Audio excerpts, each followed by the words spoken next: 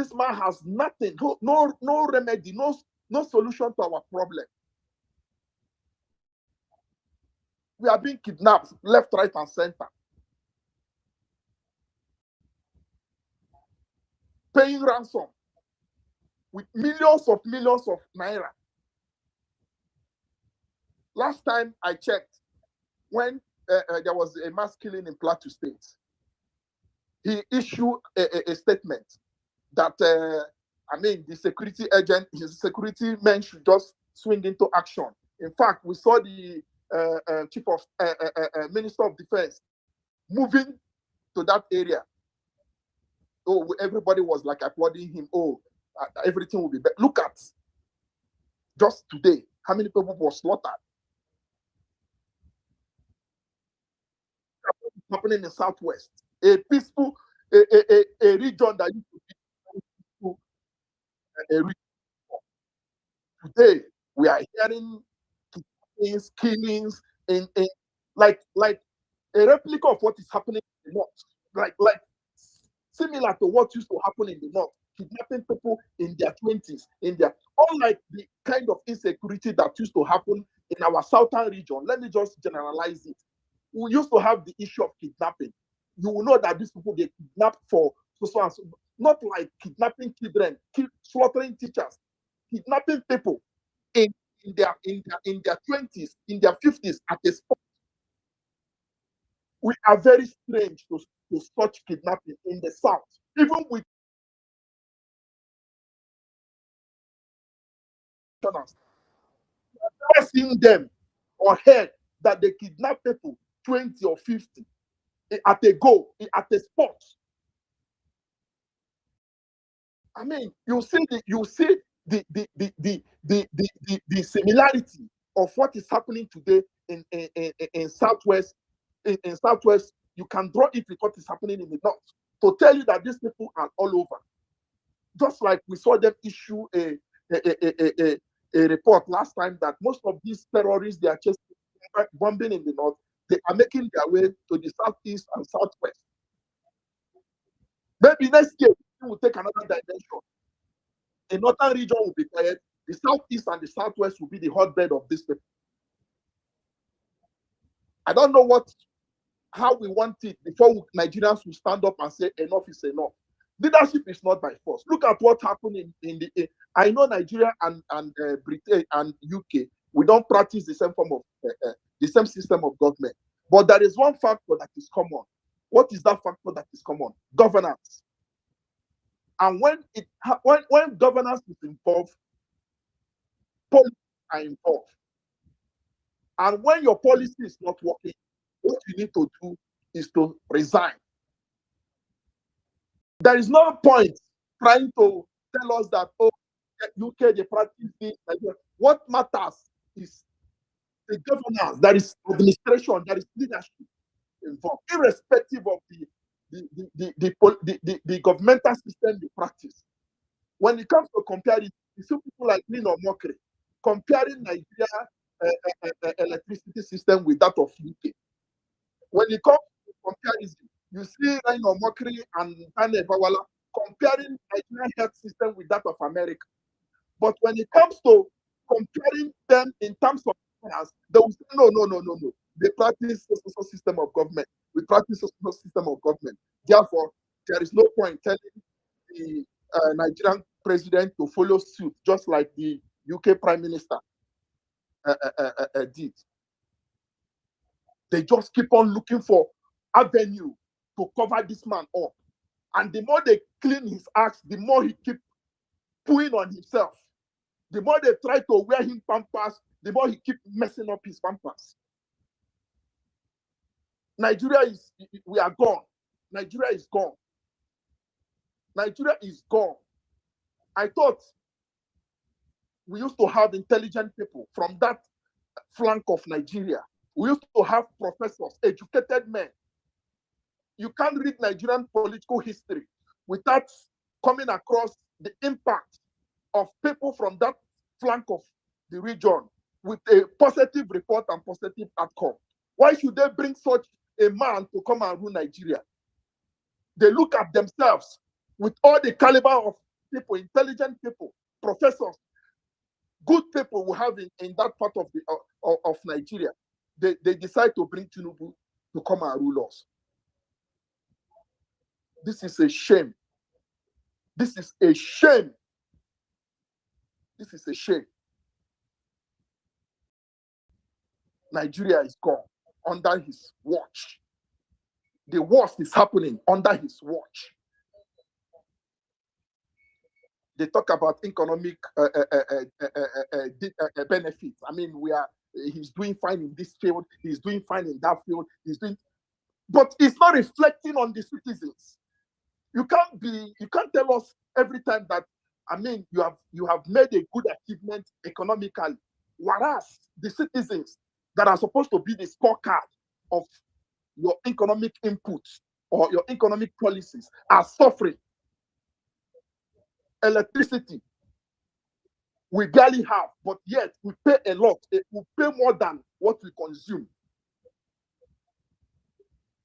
High cost of living. The prices of goods in the market have tripled. How much was rice? When you keep making this analysis, they will tell you, no. How much? I mean, because you will find out that the increment is so disproportionate. The increment is I mean, is awkward. It's too huge. When Buhari was in power, the late Buhari, how much was fuel? Fuel is less than 200 naira, or less than 300. I don't want somebody to start telling me that I'm misleading people. It's less than 300 or thereabout. Immediately, Tinubu entered, assumed office. The second month. I mean, there is no economic statistics that works like that. The price skyrocketed from that 300 to 700 or so. From there now, we are talking about 1,000. How much was dollar to naira then? You can see the disproportionate, unusual increment. How this thing runs. What kind of economic policy? You say we must suffer, then we can enjoy later. What kind of suffering?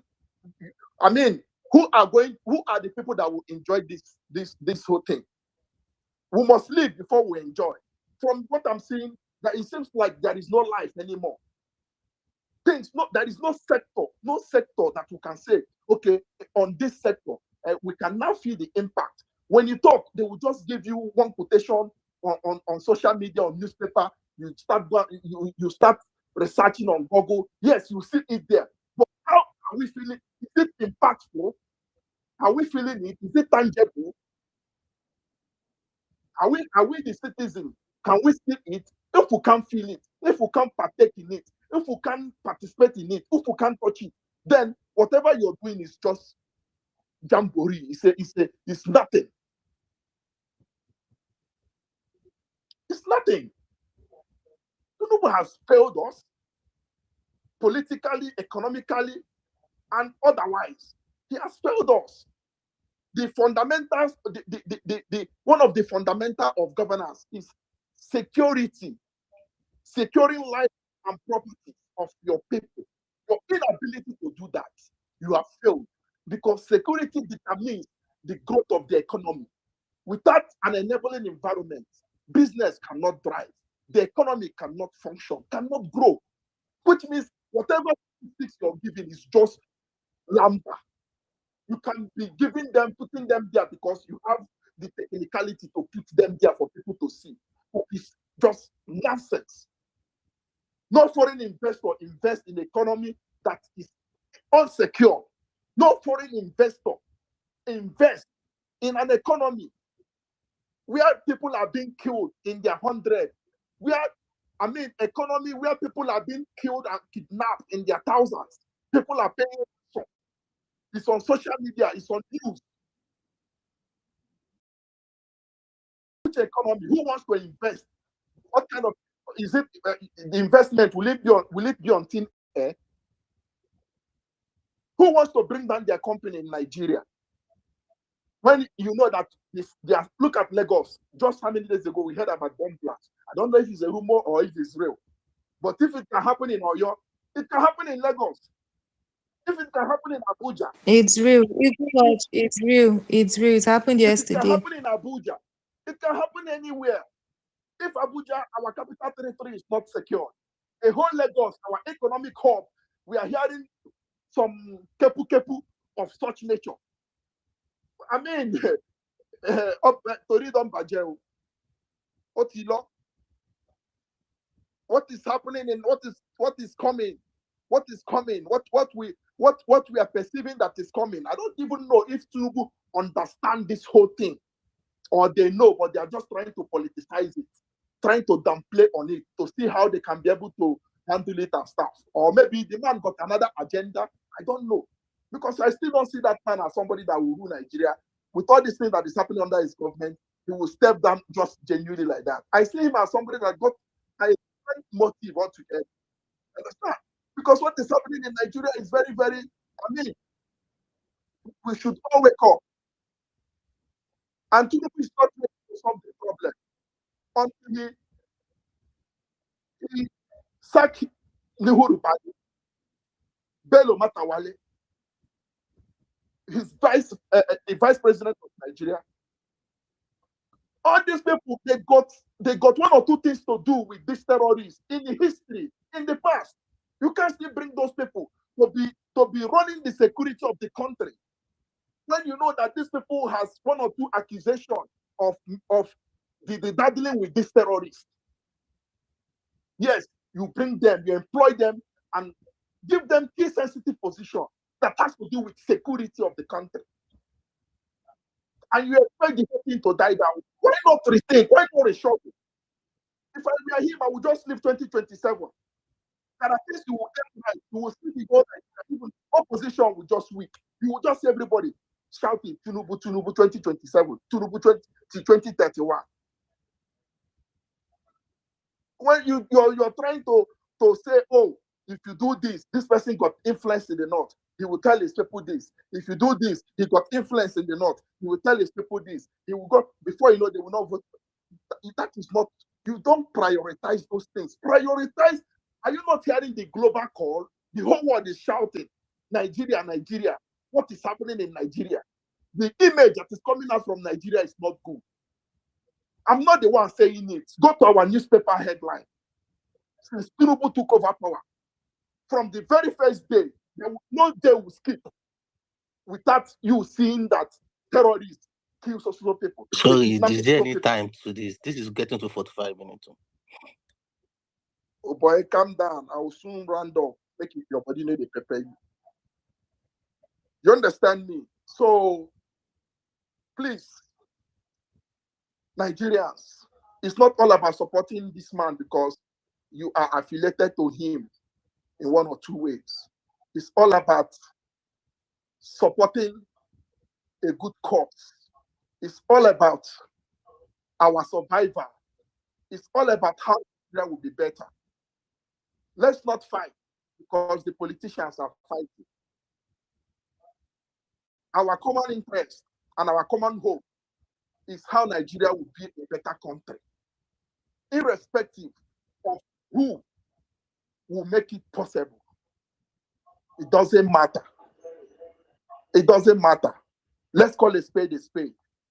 We have not gotten it this bad before. I'm so sorry, Eagle Watch. Sorry, you know me and you are cool, but I don't understand this. It doesn't matter. It's Peter Obi that we want to be the president. The only person is the only person that will not allow Nigerians. So I don't It doesn't matter who the Messiah or where the Messiah will come from. You understand? If we look around ourselves, we know the Messiah. We know the person the masses are clamoring, are cheering to lead them. It's not the person that told us it is his own turn. Emiloko, my turn. Those days when we used to play ball, when we used to choose 11-11 or 4-a-side monkey post, anybody that say I will play, you know that person don't know how to play. You understand me? We don't, those people who know how to play, we don't use I choose them finish. Anybody, I go play. You know, this person, bala bala, you know, play. You understand? Tinubu has fucked Nigeria up from top to bottom. We came from top to bottom. We are in the bottom now. Buhari tried. Buhari tried. He's a saint. He vindicated Buhari. Tinubu made us to start seeing Buhari as a role model, as a celeb in this leadership thing. I'm telling you, if Tinubu can take us to where he left, where he picked Nigeria from, where he met us as a president, we will be fine. Because as at then, petrol wasn't this high, rice wasn't this high, cement that was going for 3,000 or 2.5 then is now 10,000. What kind of economic magic? Which is it? Inflation don't work like that. What is the name? Our economy should go and research the name to all this kind of increment, because it's very, very unusual, very disproportionate, unimaginable. I'm telling you. I saw you. Thanks. Okay, thank you. Thank you. And so, Supreme. Supreme, I've been seeing your comments, so that's why that's why I brought you, because yeah, even with your picture apart from Tinubu, I know you're for Tinubu, but it's okay. You ask your question. It's just that I'm seeing your comments that coming for me and Sub-Zero, but it's fine. We're here to engage, right? And today is not an echo chamber. So if you watch, you said many things. You even said Barry tried. Don't think so. I think he may have had the right intention, but he didn't put the right people around him. And there was something else you said again. I can't remember now, but for the people that support OK ticket, OK is the only ticket that was OK, only OK ticket. There's no other ticket that will even come close. You understand? To helping to bring a new Nigeria. Yes, I check Peter Obi's tweet where he told Tinubu to resign. I will repost it. He said, "This is, we need to do the best we can do for the better of the new Nigeria." I put it there. So we need to have the right ideology when we're speaking, because people are here. So everybody knows that's the only ticket that can give us a new Nigeria. So I'll just yield back to, but thank you for your submission. I can't remember. There was something you said, but I can't remember. Yeah. So, Victor, I'll come to you and score. I'm seeing all the APC supporters here. I know all of you. It's fine. Welcome to the space. I'm happy to bring you to request my some people will just be, insulting in comment section. They will not pick up my. So, okay, let me use Sub-Zero Sharp. But I would love to even hear Supreme ask his question. Yeah, to people watch. Let me, he wants to ask a question. Yeah. I Stop. actually came on here because I was not around. That's why I came on here. I'm back now. You see, I was start running away because I'm back. Anyways, let's have that. The floor is open for everybody to speak. You can freely say your mind, but take notes. I'll be here to defend whatever it is you are coming on here to say. Stay on truth, stay on facts. I'll come here to figure out your lies. Thank you.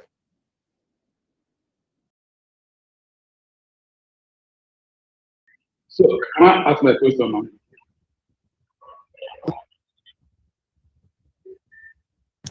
You can ask a question. Okay, good evening. Villari, we know you are a progressive, so your space has not becoming echo chamber. Improving to be progressive, you don't do echo chamber in our spaces, and you always welcome to our spaces. Oga Igu, please, are you okay? Who is your candidate in this coming elections? That is one. And are you aware, or what can you say the cause why the prices of all these items went up when we look at? Thank you. Yeah, my candidate is Peter. Um, as to what should I say is the reason why the prices of things skyrocketed. That was why I even put it open here, because it's unimaginable. The rate at which the increment happened is unusual. It doesn't work. I don't know if inflation. This is not like times 2. This is times 20. And it didn't happen as time as it progresses. It happened automatically. Just the month this man just assumed office. You understand? That is, I don't know if you have any name as economists or the economists we have here. What could be the cause? Because this is not inflation. It's not inflation. We know how inflation works. To tell me that they are selling this thing for 10,000 and immediately you went into office, they start selling it 50,000. 50, not even 50, not 20. Like, oh, there is inflation, okay. There is increment of things times 2. Fine and good. You understand? It's just 50,000. We are talking about 50, 20. It keeps growing like with speed. I don't know if you have a better excuse to that. You can also educate me. I want to ask you. So what? Okay, you can ask. Based on what you just asked, the last speaker, we don't know why everything skyrocketed. Please educate us as to why everything skyrocketed in Nigeria. Please tell us.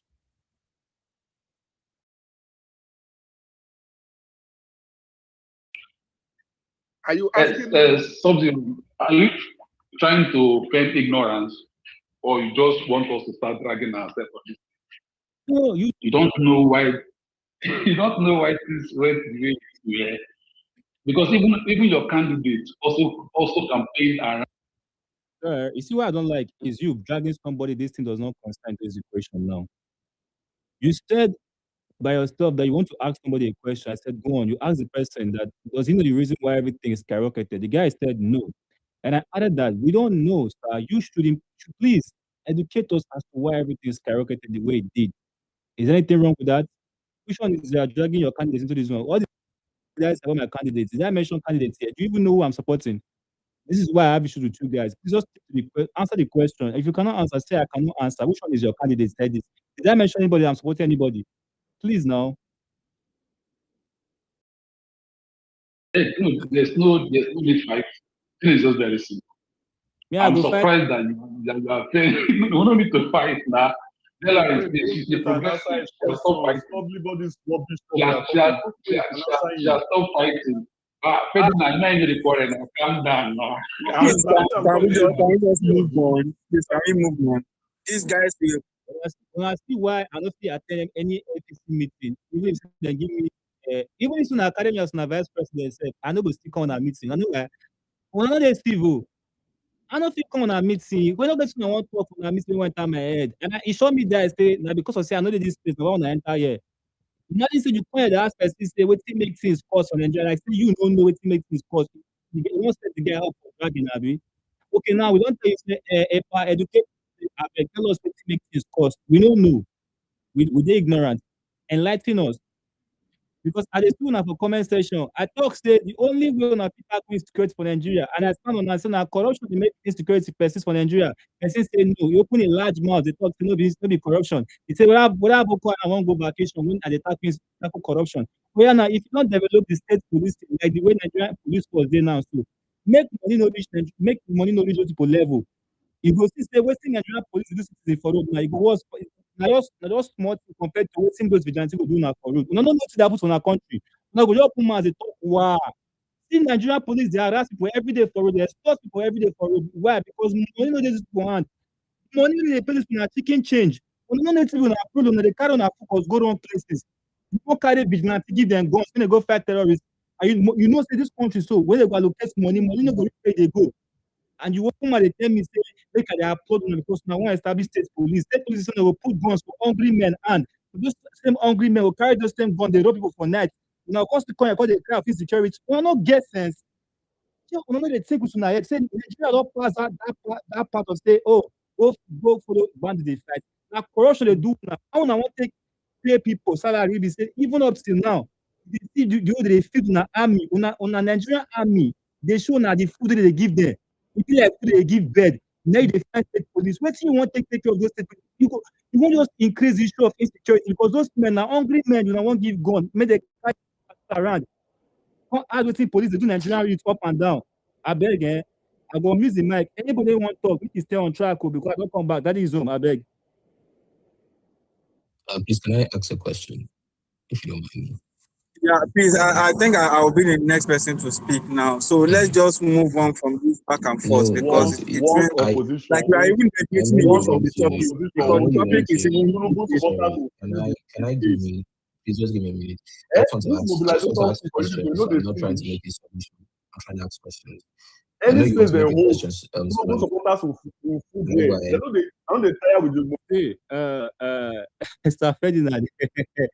Say me, I dey look them for eye. They come here because I say I know they are right. They don't look. Say so they know they on site. All of them your troop in. You see, my madam no go. If she no go to pursue their commotion, she go allow them. But I don't come back. That is home, man. Muku allow person want ask question, asking question. We pass the mic around, guys. If you want to speak, you want to say anything, please before I put your hands up. All right. This is not APC meeting, right? Everything's gonna be under control. So if you want to speak, please put your hands up so we can have a organized system, unlike the Nigerian system that's been ruined by Tinubu and his cronies. So who's the person that wants to speak now? Let me give the mic to the person that wants to ask a question. Larry Oluwa, go on. The question, please go on. Thank you so much. This question is directed to Valerie and Eagle Watch because they publicly said on here that the OK movement going to fix Nigeria, right? Now, I do not subscribe to the OK movement, but I want to, so I need to ask this question. What is your candidate's policy on solving the insecurity issues?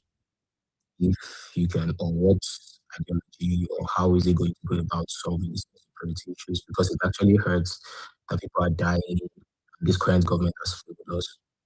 So please tell me, if your candidate were to be in the seat or on seat, how would you solve insecurity issues? Sub-Zero, Valerie, if you answer that guy, you people don't have sense. If you answer him, you people don't have sense, I swear to God. Don't allow Tinubu guys like you to answer the question. You don't say I can go do. As the guy ask the question, I don't go and tell first, make I go observe where this guy they ask me question. Make I look, say, whether or those people say they claim say they fence or he won't come to my legs. I don't go check, I don't come back. Nah them. Mr. Ilario Oluwa, right? Oh, you changed your name.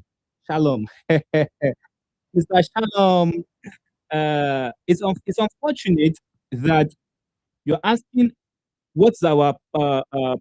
Yes, Peter Obi is my principal. I believe in the OP ticket. Yes, I'm a principal. I don't talk on. I want to with my full chest, right? You're asking what Mr. Sub-Zero, you're the one that said that we should be civilized on the space, right? And I agree with you in terms of civility. If you go through my timeline, just give me a minute, please. If you go civilized. People don't carry me go back to 19th century. I know they civilized at all. I know you're this more civilization for this matter like this. You know me, you come guys. At the 19th century, you know the person saying one user the pursue bandit bush. For 2026, person saying one use like the pursue bandit up and down. Say you know get drone to take nuke bandits. I don't know the pursue bandits. And that 1900 we did last. You see, you cannot come here that that's something you can never do, sir. Right? We don't keep quiet for a very long time. If you say, when I get the majority now, I'm not civilized. I can be civilized when I'm in the company of civilized people, civilized mind. Not before I come. Sorry, guys. Respect to all of my comrades. Maybe when they put up, before I put them do that step. I cannot have people like you in my company. I just want to be civilized. No, now civilization put me for where I did too. We say they almost don't take my life. You understand? Yesterday, bomb blast Lagos State here. As the people are talking now, so they don't attack again. Check the dashboard. Your question is was asked now, so go ask Tinubu this question. So ask and say, hey, are you enter office? So you don't know what you want to do before you enter office. Why you can't solve this problem? Why they ask for never enter office? Say waiting being planned. When Tinubu enter, you ask this question. So he tell you what you want to do. He tell you say now still want to take tackle insecurity. If he enter, say now what you want to do with this one. So why you call they ask me say what my principal want to do? Even if say me say talk okay, so my principal want to do. I want to stay people they die like this today. So what you want? Which change you want make? I want to stop with the people that they kidnap for Congress. I fully talk. Oba, check that body there. Check that body there. Check am. No be me put am. Okay, na me post am. No me post the news, but na me put am for dashboard. Go check am. E dey there. They don attack Kogi few minutes ago. So if I can't tell you say people talk here, say okay, now what you want to do with this one? I want to tackle insecurity. I want to save lives, my brother. Come on, man. Come on. You can do better than this now. I go miss. So if you talk what's in your mind. Very briefly, I can move the mic around a bit. No to log mic. Thank you so much for giving me this opportunity to speak again. Right. First thing first, I need to clear out certain things. I'm not a Tinubu supporter, so you can calm down. Now the thing is, we've already admitted that this government has failed, which is key. I agree with you. It has failed in protecting the lives of people, especially my people in oil, right? Now, for one, I do support Shema today, right, for certain reasons.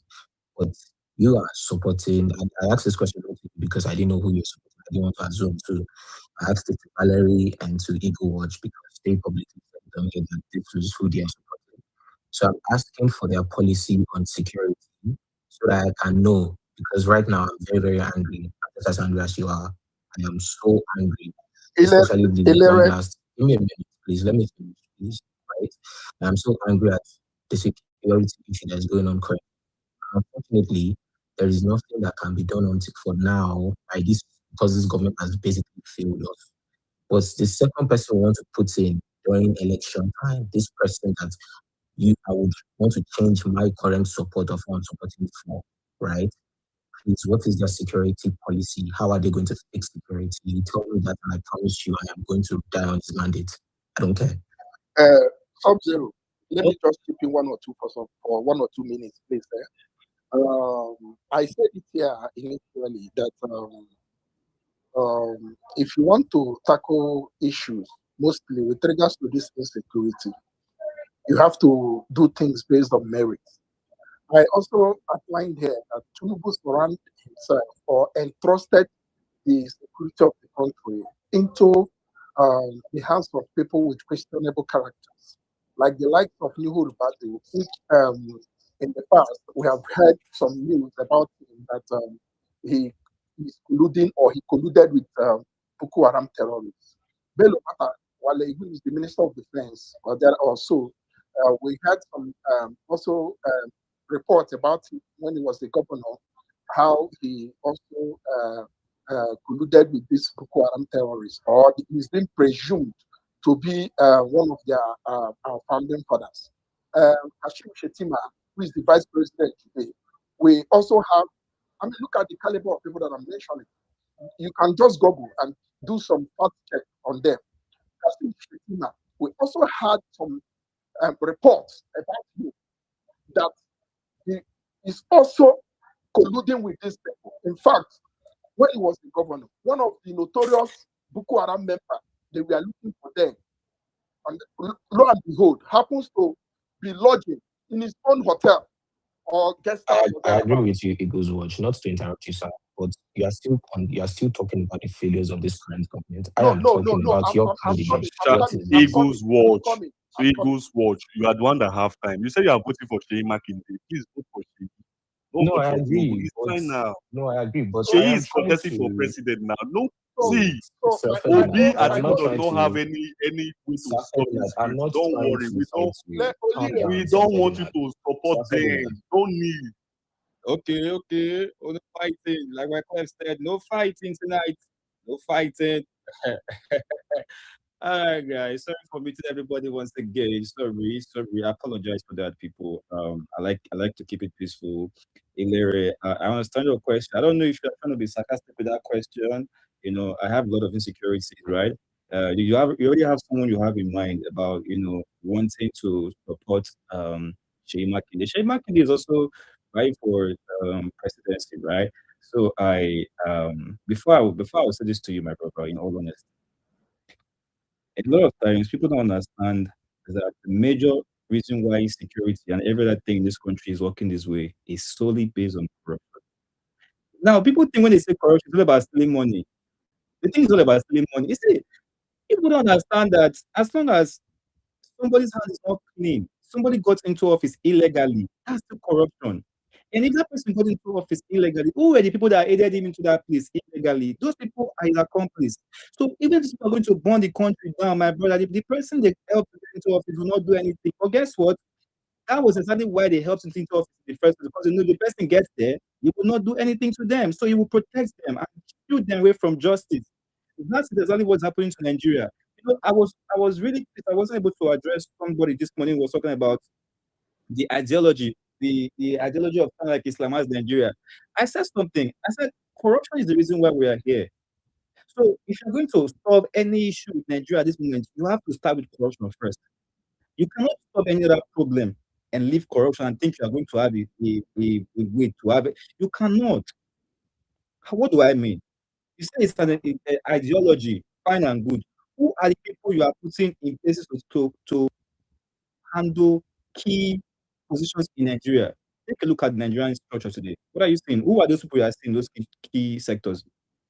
Right. If somebody came into office, knowing fully well that if you are running for presidency, you have to balance the religious differences. Either you are a president who is a Christian and a VP who is a Muslim, or a Muslim president or a Christian VP. That's how it has always been. But what did you see this time around? Muslim ticket. What do you think happened? People agreed to it. So when I say corruption, you know that there are people that literally backed this Muslim ticket because they knew what they were aiming at. And because of the fact that the president knows that this president helps him into office, even if he catches them with bazooka shooting at the community people, he will not say anything. Okay, Zobzer, please, just 1 minute, please. Okay, so in as much as as I said, I think Valerie or Igor would answer the question, I'll just say something. Now, I'm not being sarcastic because I understand how you feel and I understand the pain, and I keep saying it, I also feel the same pain. You know, it's not different, or one is not more than the other, right? But here's the thing, I just want to say that what's insecurity, what contributes to insecurity apart from the fact of corruption or you know or things that is going on or bad economy, right? What contributes to insecurity in terms of terrorism is not even just that. What people need to start looking at is how you guys can close up your borders. You need to tighten those borders. You need to keep them shut as much as possible. Brother, sorry to meet you again. It's the same thing is what we're talking about here. You see, if this person was not working with these persons, if now you did that place, you see this problem they persist, my brother, you could not do it to talk now. So now, it's not as if we don't know what the problem is. It's not as if they don't know what the solution is, but they cannot do it because they're in bed with these people. And that's what I want you to understand. It's not that they don't know that they have to work on that borders. They know these things now. That's what I want you guys to understand. It's not because they don't know, they know, but they cannot do it because there is an agreement between them and the people that help them get into office. That's why you heard my principal say that the process that gets you into office is even more important than what you do afterwards. If people don't understand what that man speaks, and people don't understand where he's coming from, if you get into office illegally, those people that helped you get into office illegally are going to expect some things in return. And if you see those people wreaking havoc on the country, you will not do things that will prevent them because you already had an agreement with them. So if you talk about saving borders, if you start working on those borders today, my brother, you will see the problem that will this country get into because this man already sold us to these guys. He's in bed with them. You can't stop it. So I don't know. You are just agreeing to the same thing I'm saying in other ways. You're agreeing to what I'm saying in another form and pattern. That's just what you are doing. So, um, Sorry, I think that's a W. That's a You, W. you're not. Shalom, You did not let me finish before. Shalom. Hold on first. Let me explain something to you. The problem of Nigeria is not that we don't have the laws. We have the laws. If you go through the Nigeria Constitution, we have a lot of laws. The problem we have is implementation of these laws. When somebody is found when a criminal commits a crime, be it a criminal, an armed robber, a politician, a common man, you will notice that the law is interpreted in different forms based on who commits that crime. If a poor man steal, let me say, 1,000 naira, and a politician steal 1 billion, you will notice that the politician will be let loose, while that common man will be lynched or will be put inside prison. For example, we don't need to talk too much. Look at the current governor of Kogi State. Someone who the EFCC accused of stealing how many billions of dollars. He is currently contesting for election for the office of Senate. And ask yourself that question: if such a person now gets to Senate, will he be able to make laws that will favor you? No, he's not going to make laws that will favor. But you didn't let me finish before Thank Sub-Zero you interrupted, for or another before one. you interrupted. No, I'm just trying. You were telling me, oh, what is this? How can we solve this? Wait. The reason why I'm trying to finish, you can understand. Okay, you know what, Ferdinand, I'll just allow Shalom to finish. Give him 4 minutes. Let him just finish his submission, right? Let's not, bamboozle him. Shalom, sorry if I admitted you or interrupted your speech. I'm going to give you 4 minutes to go on and make a submission, all right? After that, we'll go with Ferdinand, Salami, then Victor, then Score, keep it going like that. Yeah, so. Okay. Yeah, Sub-Zero. Shalom is not Shalom's turn. Shalom met so many people on the space already, so he has to wait for his turn before he speaks. So I just muted because he said he wants to ask questions and all of that. So that's why I'm just still. I didn't know. Would you let me finish, Salami? I promise I'll not take 4 minutes. I'll take less than a minute. Can I go ahead? Just go on. Just. Okay, good. So I'll finish. time everybody So I'll finish so that with we know our this. time. Yes, agreed. So I'll finish with this. Yeah, I'll finish with this. I'll say, the reason why I asked solely is this: there is one thing established already. The current government has failed in terms of security, right? And if they failed in terms of security, there's no need for me, right? There's no need for me going back and forth to whatever current parastatals is in. It is how you overthrow them. Now, how you overthrow them, you have candidates standing up. Now it's like, okay, before we put you in power, or before we support you, I'm using we for me right now, right? Is what exactly are you trying to fix in terms of this security that is killing us, right? Because that was the same thing I remember that happened to Jonathan. Oh, they pushed that Jonathan should, leave, and they brought in security issue. To do that, now the clear plan, now the single clear plan, right? And it was lobbied just because of the power, just the power of governments back then, was failing too. The heat was on everybody. Nobody was looking at, what is this person doing? What does this person like? This person actually discussed the plan, and they just lobbied this particular person into this country, and the person set us back, right? So now here's the thing. The reason why I asked for Valerie and Igor because of this was because the last time Obi was interviewed about insecurity, now I'm not focusing on anything else, about insecurity, he said, and I quote, I was going to sit down with the bandits and have a conversation with them, right? And that for me did not sit. It did not sit. Sorry. Let me know. I'm going to meet you. That's the misinformation, sir. Sorry. I watched the interview though. Sorry, that's a headline. I know. I'm not going to agree with you. That's an interview I actually watched, right? If you say he said he was sitting down with bandits, come on, man. If you say he said that he wants to sit down with bandits, that's ridiculous. Please, let's not trend these sort of informations are not true. All right. They asked him, and he clearly said that there's only one leader in a country. That is either going to be him leading the country, or it's the bandits. That he's either going to lead the country, or bandits will lead the country, right? And he will not share the leadership of Nigeria with any terrorist. I hope you know this. So if somebody tells you this thing, what does that tell you? It tells you that the power lies in the hands of the president. That the president knows what he is supposed to do to stop insecurity. But the problem is not that they don't know what to do, my brother. The problem, let me just make it clear. The problem is not that they don't know what to do. Let's get it out of the way. It's not ignorant. It's not that they are clueless. They just cannot do it. Ilaria, I put it to you that if you are my friend, and say for instance, you run a cartel, and you help me with so much funds, with thugs during election, I get into office, I promise you, your container would never be seized at the port. Because whenever the custom stops you or your containers, you will call me, and I will call their DG. They will release your container for you. This is why I said corruption is the problem Nigeria is dealing with, my brother. It is not whether or not you want to send army, send tanker, send this.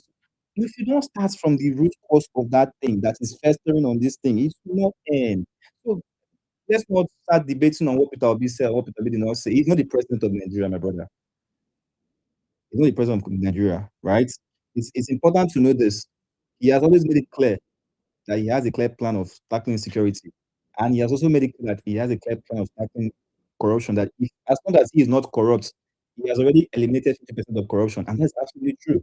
If I'm not corrupt, I'm not going to sit back and steal money that belongs to the public, and I'm not hold you accountable. I would. It's simple logic. So let me not hold the mic for so long. I don't know if you finished your submission. I want to move to Sir Ferdinand and then Salami. Then I don't know who came first between Salami and Ferdinand. I don't know. But I would like to move the mic to one of you. It's Salami that came first. Salami was here. I met him here. So okay, I've heard what you said, right? What you were quoting was another interview. What I was quoting was a different interview from what you quoted. And I would look for the interview, come back up and put it up on the jumbotron so you can see what I was saying, because I'm not sworn to lie or twist facts, right? Now, the reason why I said that was this was because I myself am a security personnel. I quite understand a little bit in terms of war and terrorism and when it comes to fighting irregular warfare, right?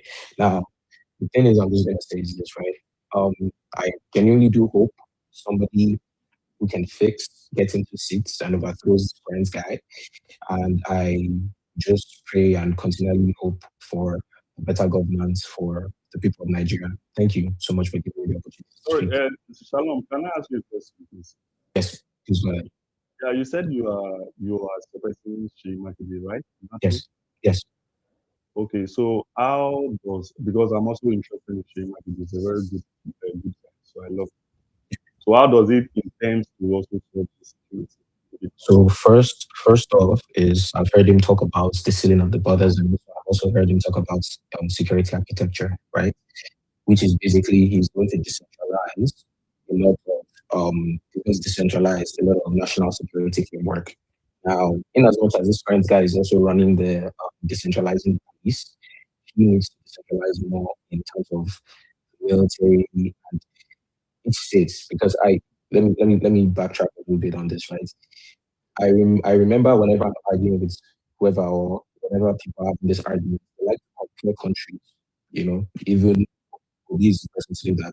He likes to compare countries with Nigeria. Now, most of those countries you see have their own state army, apart from their state police and their local police, right? They have their own bureau, their agents, and things like that. Now, since Shirima making this plan, it is a step in the right direction for security. And in as much as I understand your in the war certain state police, actually state police would do it. And because you're saying, oh, it's about funding. The point is this: you have total control on you have given governor a particular set of total control, right? The thing is people can hold him accountable rather than holding the president accountable usually, right? And also it is easy to track, easy to control, and easy to do things in terms of that. Now about the whole funding aspect, if the economy gets better, and also you're looking at state revenue being generated, that is always going to be used to be paid to these people. So, in as much as the countries that people usually compare to can achieve this, I'm sure we too can achieve this. Thank you. Before I goes on, I want to quickly say something out there that a lot of persons don't understand. I don't know, maybe some people understand the intentionally, it's happening sometimes, right? The issue of state is not the problem. Once again, we've seen how many states in this country you've heard that they are owing their state workers for months, some 3 months, some 6 months. Hilarious. If you check my bio, it says realist. I only speak on things that I have seen, I've witnessed firsthand. I deal with things with as I see it. I don't know how to live based on promises or make beliefs. There are states that hold their workers for months. You know this is a reality in Nigeria. Imagine you owing people who you employ to work in your terrain as security men and women. You give them arms, You owe them for 3 months, 6 months. You won't pay them. Not because there's no money there, but because somebody siphoned this money. What do you think is going to happen to the citizens of your state? I mean, a lot of things is going to happen. That's danger looming. But then my question to you is this: has there ever been a time in the Nigerian presidency or federal government where workers are owed, especially security outfits? My brother, is anything impossible in Nigeria? Yes or no? No, there's nothing impossible. But I'm asking you. So if you are using the logic of if you are using the logic, if you are using the logic, if you're using the logic of if states are old, then security, if security is old, then guess what? Security deteriorates. I mean, security has been old in terms of even federal. At times whereby police officers have been old, they don't even have a future to retire into. You can look at the military for an example. You said it here, and I quote, that what they're even being fed is rubbish. But if those people at some point in time have not been able to turn on light, why do you think the state will be different? Here's the point. We need to do something different. We need a different approach. And this different approach works. Are there going to be stuff that will affect it? Yes. Hold on. You see, the reason why you don't have that much chaos in the larger scale is because it is a chain, right? Once you break it into that small division that you are trying to break it into, which you call state policing, it becomes different. I don't know if I agree with what you're saying. It becomes different, and it becomes different also in a good way, because that is how you fight. That is how you fight one terrorism. You fight one terrorism in decentralized forces. You're looking at it from one lens, which is the positive side of it. In a working system, yes. In a system that is corrupt-free, yes. In a system that everything works orderly because there is law and order, yes, it is positive, 100%. But I'm a Nigerian. I live in Nigeria. I was born and raised in Nigeria. I have seen Nigeria, and I know what Nigeria is. So I would be lying to myself, my brother.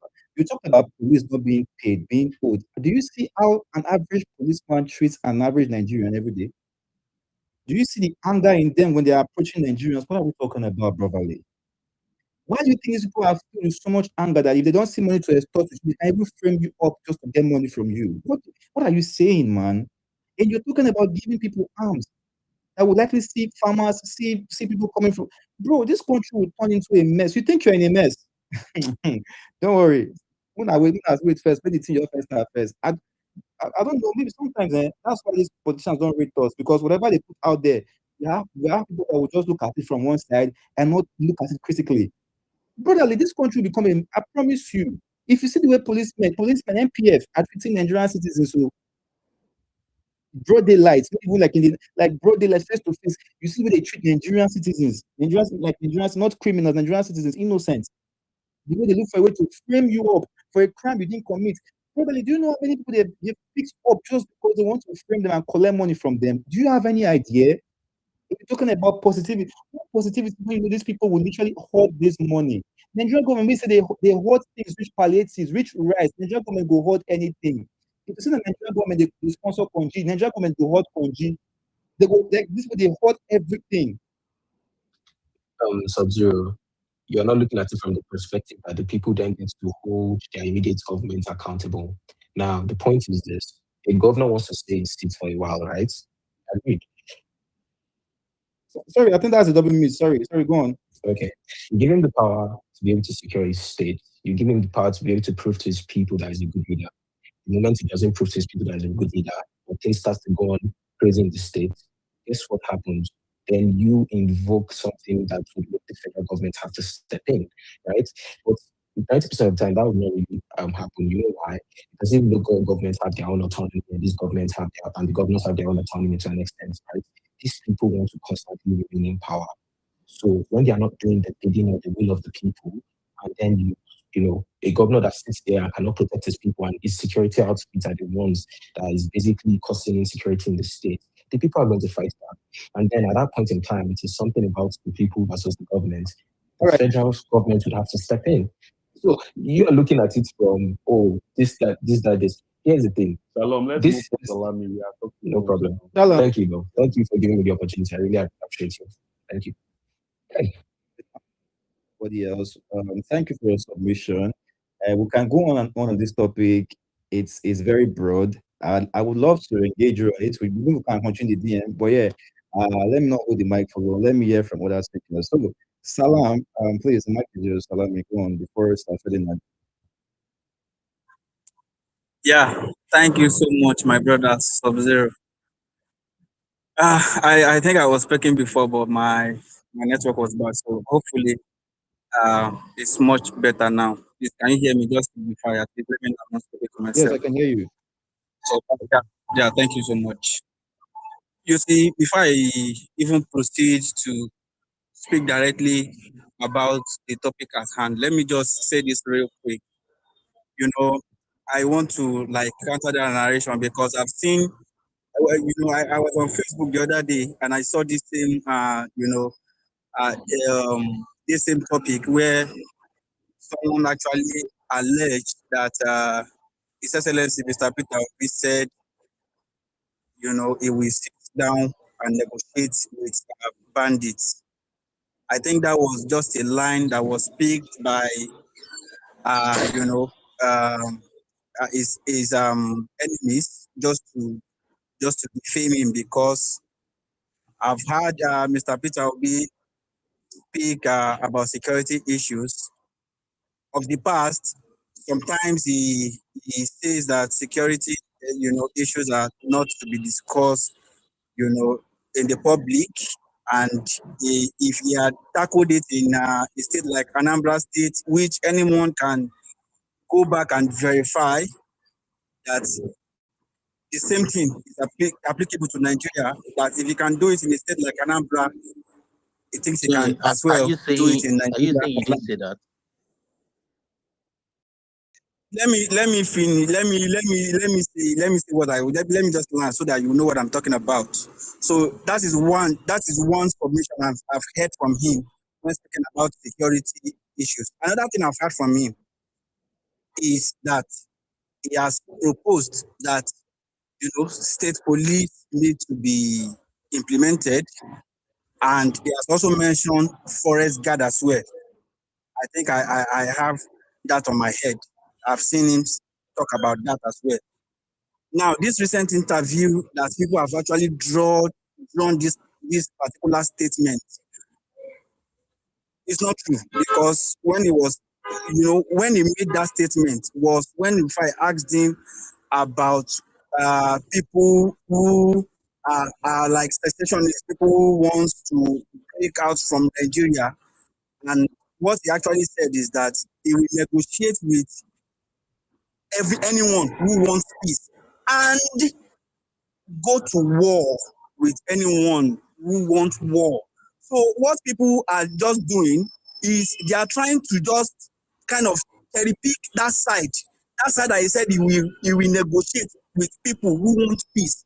That is the only angle, or that is the only statement they are actually withdrawing from that statement.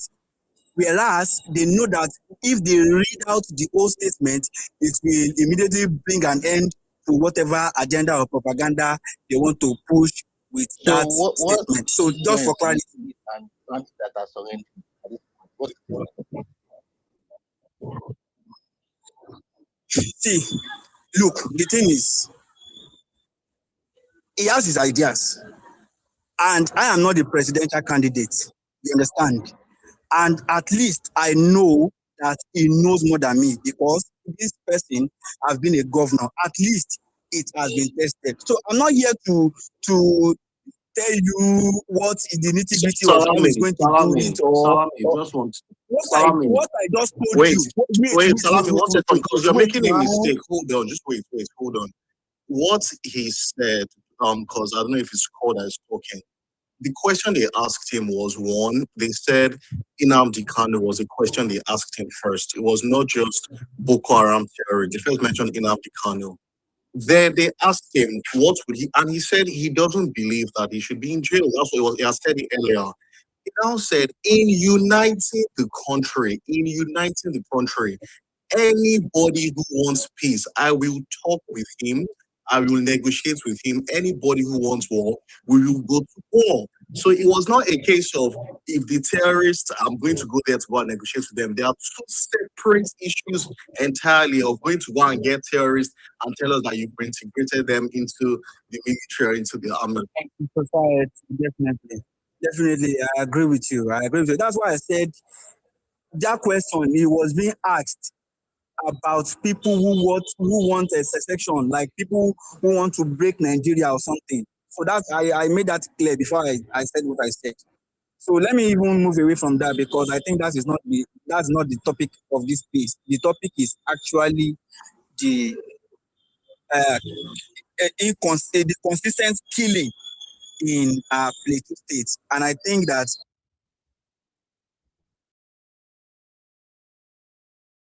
Anybody hear him? Or is it just Yeah, we lost him. me? I'm here. Can't you hear me? We can hear you now. All right. So I think if anybody should want to speak, you want to deviate a little bit, but at least we should still stick to the topic because this is a long-standing topic that needs discussion. Because as I speak to you, there are people in Plateau State.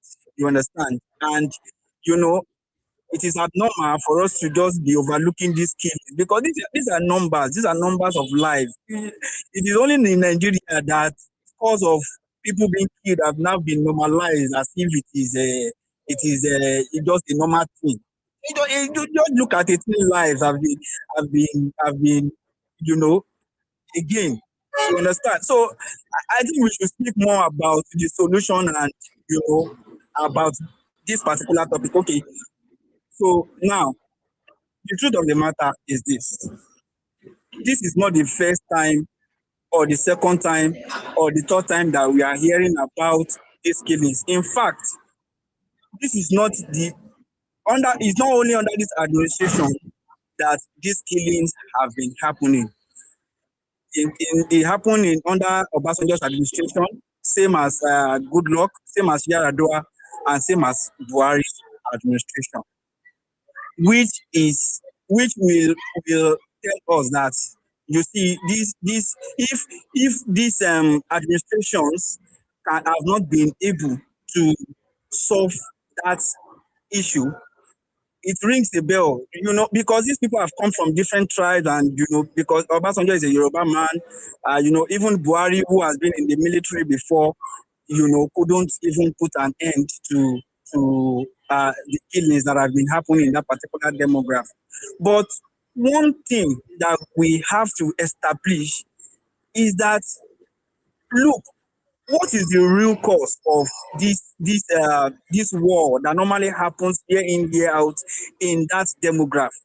And what are the solutions? I am not a security expert, but one thing I know for sure, and that the statistics says, is that these killings have doubled in this administration.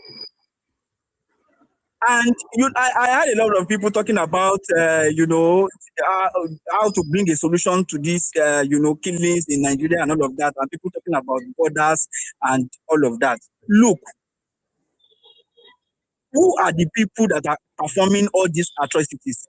You cannot tell me now that it is people from maybe Niger or from Mali and all of that only that is going into these communities, especially in this Plateau states that we are discussing now, that is causing those mayhem in those places.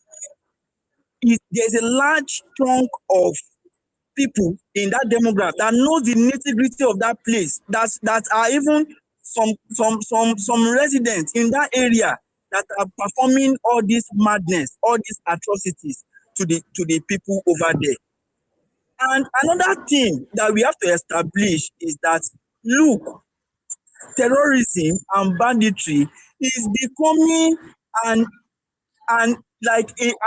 very fast moving industry in Nigeria space today, because when you look at pictures of bandits and all of that, it's so disheartening that it is young people, very young, vibrant people, that you see them carrying gun and performing all these atrocities, then you begin to ask yourself question: why are these people even being persuaded to the extent that they will now see that the next thing or the next in life for them to do is going into banditry and terrorism? Now let's check the fact. Let's look at how from what I can see.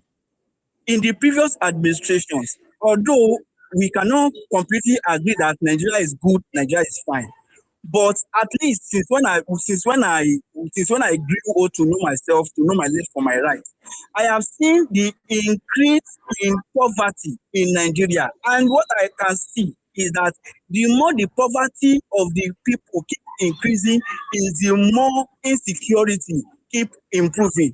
Because look, the honest truth is that an idle man is not is the work of it is a devil workshop.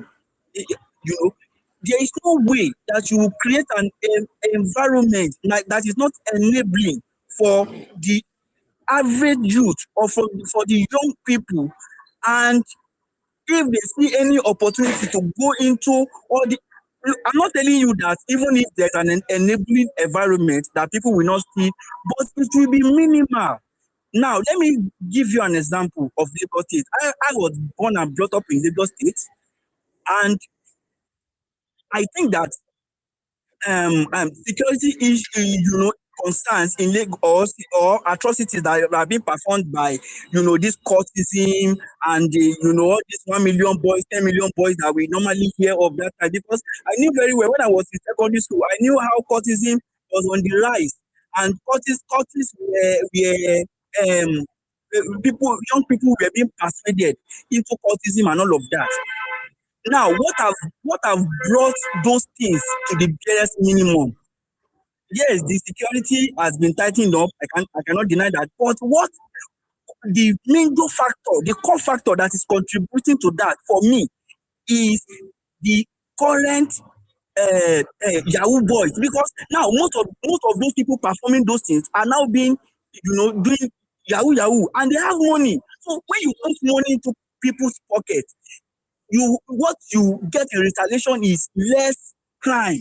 Because when people can now know that, okay, I can work for myself and be as be an integrity person and still make a living for myself in Nigeria. My brothers and sisters, I can assure you that you will see a decline in these terrorism and banditry cases that we are currently having today. That is number one. Number two, I think the body language of governments that we have had have not bring a tangible result. Have made it worse to how terrorists operate in Nigeria. What do I mean by this? Now, taking Plateau State into consideration, during the massacre that happened, I think that was in 2004, if I'm not mistaken, the body language of President Obasanjo to that attack brought no mercy. At least he didn't end it 100%, but he brought no mercy to that region. Because I've not grown old then, but from what I read and what I heard, it was said that Obasanjo declared a state of emergency. He declared a state of emergency in that state, and that state of emergency troops were deployed there, everywhere. And at least from 2004 to 2005, the security architecture of that place was tightened, and it brought down the cases of killings that you have in that demograph. But in this administration, what have you seen from the body language of the Mr. President? He went to the same Plateau, that is discussed here. He went there the other day when there was same massacre, and he didn't remove the governor. He didn't do that. What he did was he even went there and got to the airport and stayed there for only 10 minutes. Now, let's me and you that are on this place. If anyone is a bandit, and you know that the president of your country came to where you are, came to your state because of the killings or the actions that you have just performed, and he couldn't even have the audacity to enter the exact region that thing happened, what message would that pass to you? Won't you even think in yourself that, oh, look, we are winning this, because even their president cannot even come and show face and come and even do anything to us. You understand? So all these things are very disheartening when you begin to think about it. The president went there, spent 10 minutes, and from his own speech, he said it that this will be the last time that kind of thing will happen again. And he promised so many things, including deploying AI cameras everywhere that will enhance the security people in order to fish the people that are performing all these atrocities, in order to fish them out. But today, I can tell you, I'm not in Plateau, but I've not even seen any picture or any video that have shown that the president have sticks to his word, have done what he actually promised with his mouth. You see, when you try to comprehend all these things together, then you will know how or where the solutions will start from. From one of his assessments, Mr. Peter Obi said if he was the president, he would visit that place. The question is, why did Tinubu refuse to go inside the town that thing actually happened? Because do you know what it means for the presence of a sitting president to come to your town? Do you know the amount of security forces that will be in that place? Or do you know the kind of message only that will pass to the people that are committing those atrocities? They will know that, look, we have to re-strategize. You understand? Because there will be some grip in that place. Mr. Peter Obi said he would have gone there to sympathize, and this is not ordinary promise. He has done that. Look at what happened in Osun of recent. Governor Adeleke went to the house of that family, that atrocity. That is what body language requires. So I've said two major factors that I personally think that the government of today is not doing right. Number one, people are going more into poverty, and as the more the poverty rate, the more you are dragging people. Because my brother, it's not everybody that can have that mindset of, oh, Nigeria is going to be better, let me just keep managing. How many youth in Nigeria now can you give 5 million and can you give 5 million naira and give a gun to and tell him, look, come to this business, you will make a lot of money? How many youth can resist that? But when you create an environment where there is jobs, you know that even if you don't have even much certificate, you can just walk into a place and write a form. Even with the certificate in Nigeria, which job can you do that can be able to sustain you? So those are the problems. I work in a place that I've been paid 85,000. That 85,000, I've never spent it. It has never gone beyond 15 days. 15 days, in my account. Before you know it, cost of living, everything have diminished. And you expect, what outrage do you expect from the people when you weaponize poverty, when you claim that you remove this first subsidy for the long run? What were you expecting? What outrage were you expecting from the public? Because you have drove more people into poverty, and when more people are into poverty, this is what you expect, an increase in crime. And I've also gave my second reason of what I think that is needed to be done is the body language of the president. If the president is so concerned and is so gigantic in bringing an end to this, my brother, I tell you that in no time, at least if he doesn't end immediately. It will come down to the barest minimum, because when you are focused and you are committed on a mission and you know that you have the right, even if sometimes you don't employ the right people to even places in organization, but when you see that they are not doing what you actually expect them to do, what do you do immediately? What do you do? What do? You fire them immediately and bring another person to that place. That way, you are sending a warning to even that person that you are just employing that, look, if you don't do the right thing, you will be fired. And you know, when you put all these things together and you put all these things in place, I think that at least these Plateau killings will be brought to the barest minimum, and even banditry and these security problems will at least be brought down to the barest minimum, and we can all have an enabling society. Thank you. Are you the mic? Thank you. If I was bringing my alarm, you did not hear me. I was bringing my alarm. Please, can you guys hear me? Please signify by flashing on red. Can hear All you. right. Host, please check your DM. I sent you a message. Thank you. So, Salami, thank you for the amazing submission. It's just a shame that we're in a country where our leader doesn't give a fly fuck about us while we are dead or alive. Right? This is why I keep saying that corruption is what is doing us to this country. Salam just made a very valid point that how do you put people into poverty and expect the rate of crime not to increase? And you start to wonder, could it be a deliberate act to impoverish Nigerians? You start to ask many questions. Like you need to start asking questions. Is it a deliberate act? And the way they are tackling insecurity, it doesn't show any form of seriousness. Like they really want to curb insecurity, because if you want to end insecurity in Nigeria, you don't have to start going after foot soldiers. You go after those who are mobilizing them. Go after those who are financing them, because this has become a business. But anyways, thank you so much once again, Salami. Let me hear from Sir Ferdinand. Are you? Yeah, Please go on. thanks. If I was to become the president of Nigeria, that's where I start from. Tinubu has failed. What can I do differently? That is the question I'm going to. I'm going to work on that. The problem of Nigeria,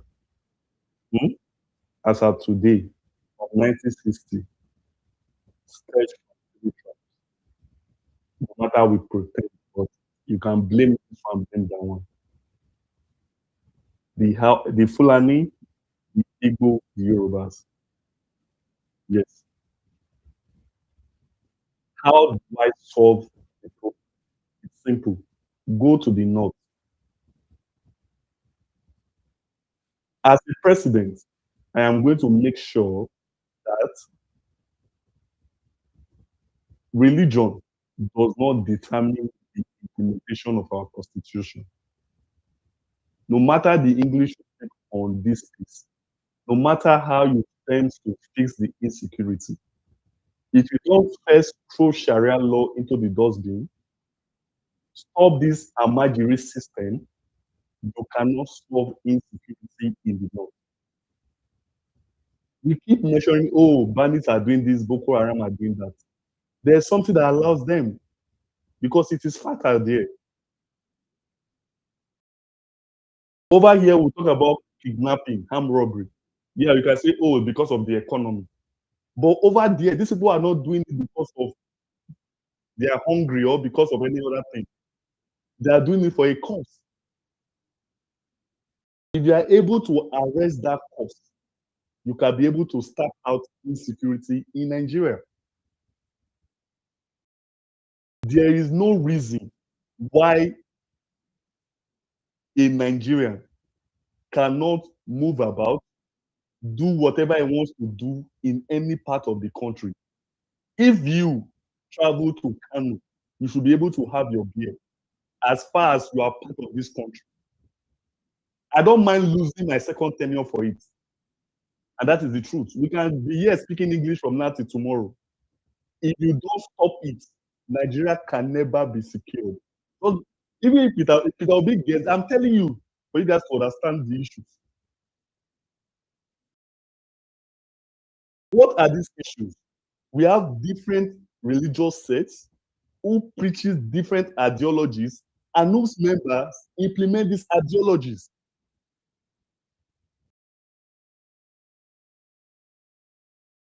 As a result, you have children being given birth to without any plan.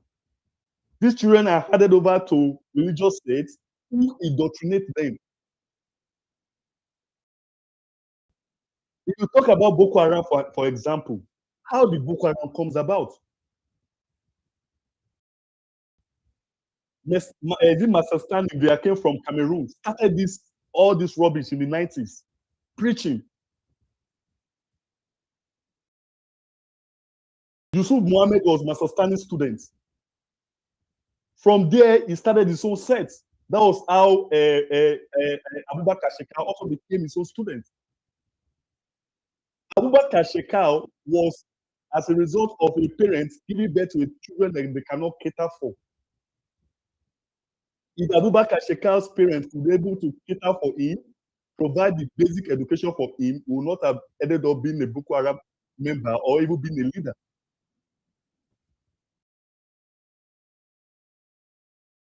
How do you complain of insecurity?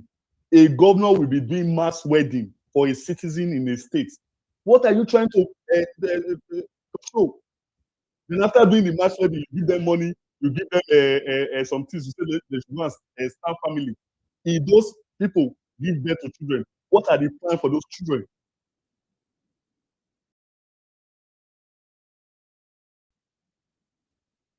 So as a president, there must be a deliberate plan of how to arrest religion extremism, arrest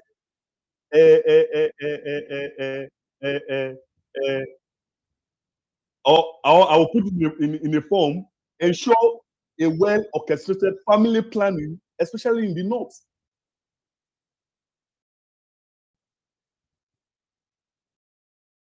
This is the bedrock of the insecurity we are facing today in Nigeria.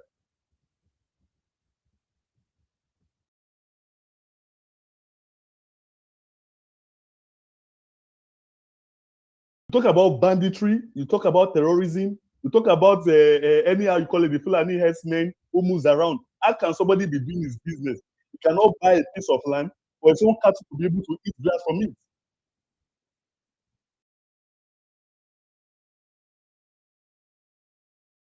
So I'm not coming here if I'm only blaming and I'm not providing solution, that means I don't know what I'm saying. Now, solving that, because I know there will be a lot of defenses. Look at the report the American House of Rep member released, and he stated it clearly. One of the cause of insecurity in Nigeria today is because of the Sharia law, and it's true. It's true. It's true. If you are able to stamp that out, that somebody from Yoruba land can be able to go to Sokoto, do whatever he likes, and nobody will hold him for anything involving religion. You have practically 30% defeated insecurity. That Mr. Abdul will marry and give birth to children that he can able to cater for. You have stamped insecurity. You have tackled it. But someone with just a farm will marry up to 4 wives, give birth to 32 children. He doesn't have any plan for them.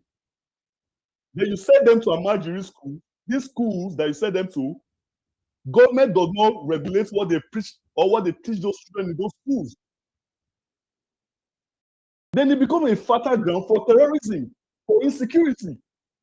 Because if they are giving guns and promise that, okay, do this, your meal is settled, they will do it.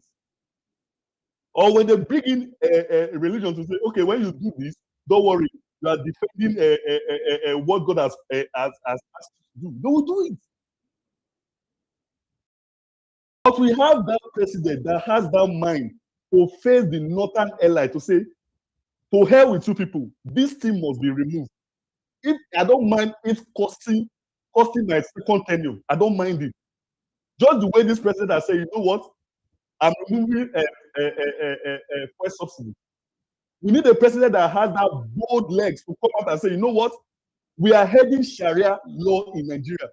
Everybody, be it a citizen of Nigeria, must be held responsible by the constitution of the country.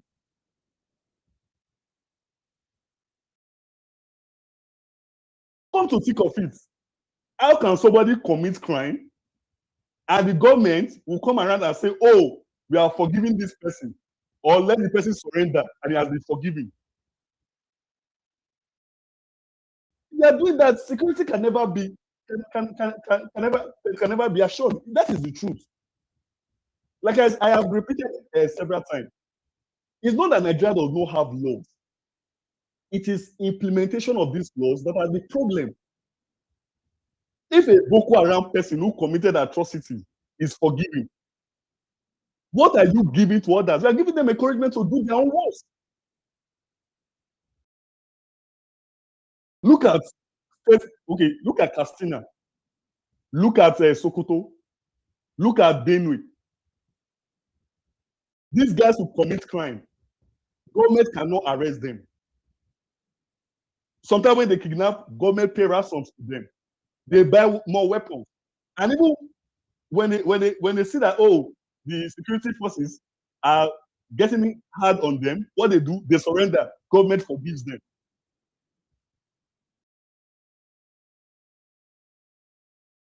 As a president, if I was to be the president, you make it a law. Once you are arrested, either for kidnapping, or terrorism, or banditry, or how you name it, is a death penalty. That is the truth. Be it you are Igbo, you are Yoruba, you are Hausa, you are Fulani, once you have been arrested and you have been tried in court, it's a death penalty.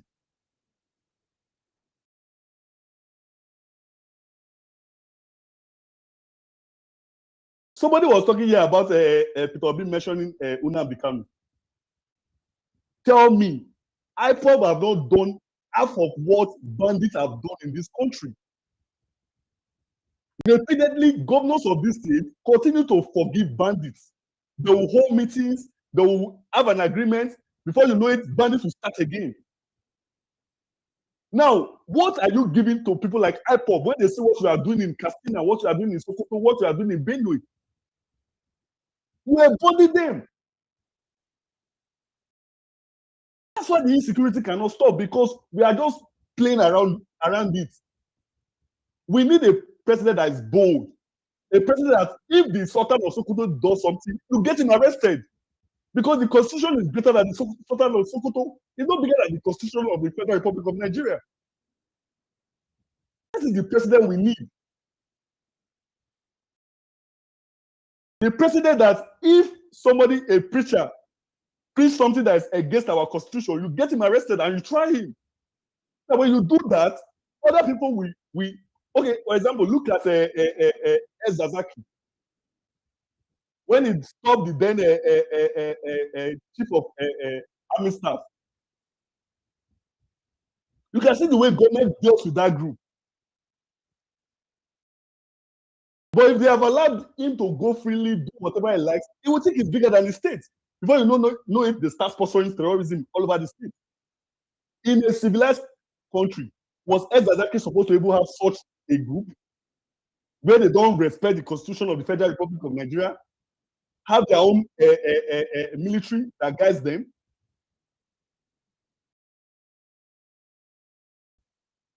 We keep, when I keep saying, okay, look at the issue of Plateau.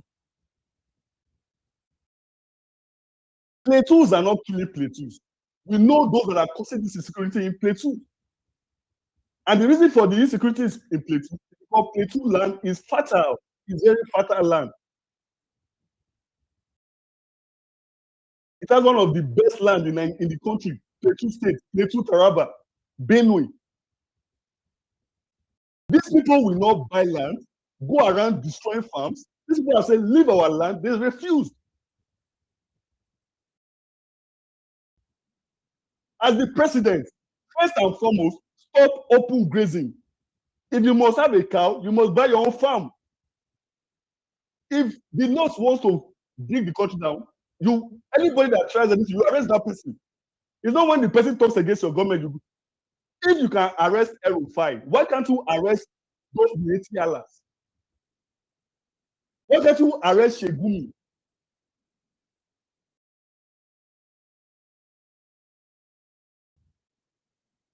These bandits, Boko Haram, they are not invisible. If you want to bring it to a standstill, you can do it. And that is the truth. We are just shying away from the truth. No matter how you should have told you stop from here, I will stop insecurity, I'll do this. If you don't use an iron fist to do it, it will never stop. First and foremost, Sharia law stopped. As far as I'm the president, there's nothing like any other law. The only law we know is the Constitution of the Federal Republic of Nigeria. Yeah, I'm ending. When you're able to do this, what do? You enter into citizen engagement. The North has a fertile land. If the youth who are not good in technology should be good in agriculture.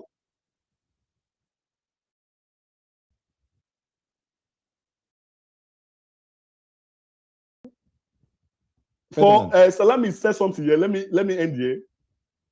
And Andu mind is the devil's workshop. When somebody does not have anything to do, it begins to think different ways to commit crime.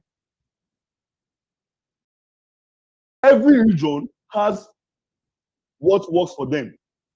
In the North, agriculture. By the time they're able to stop this religious insecurity in the North, population giving birth to children they cannot cater for, then you can be able to now give a planned agricultural reform in the North, whereby citizens in the North will be engaged fully. The same thing in the West and in the South and in the South. Apart from that, we are just running in cycles, and that is the truth. Thank you. Wait, sir, I have a question for him.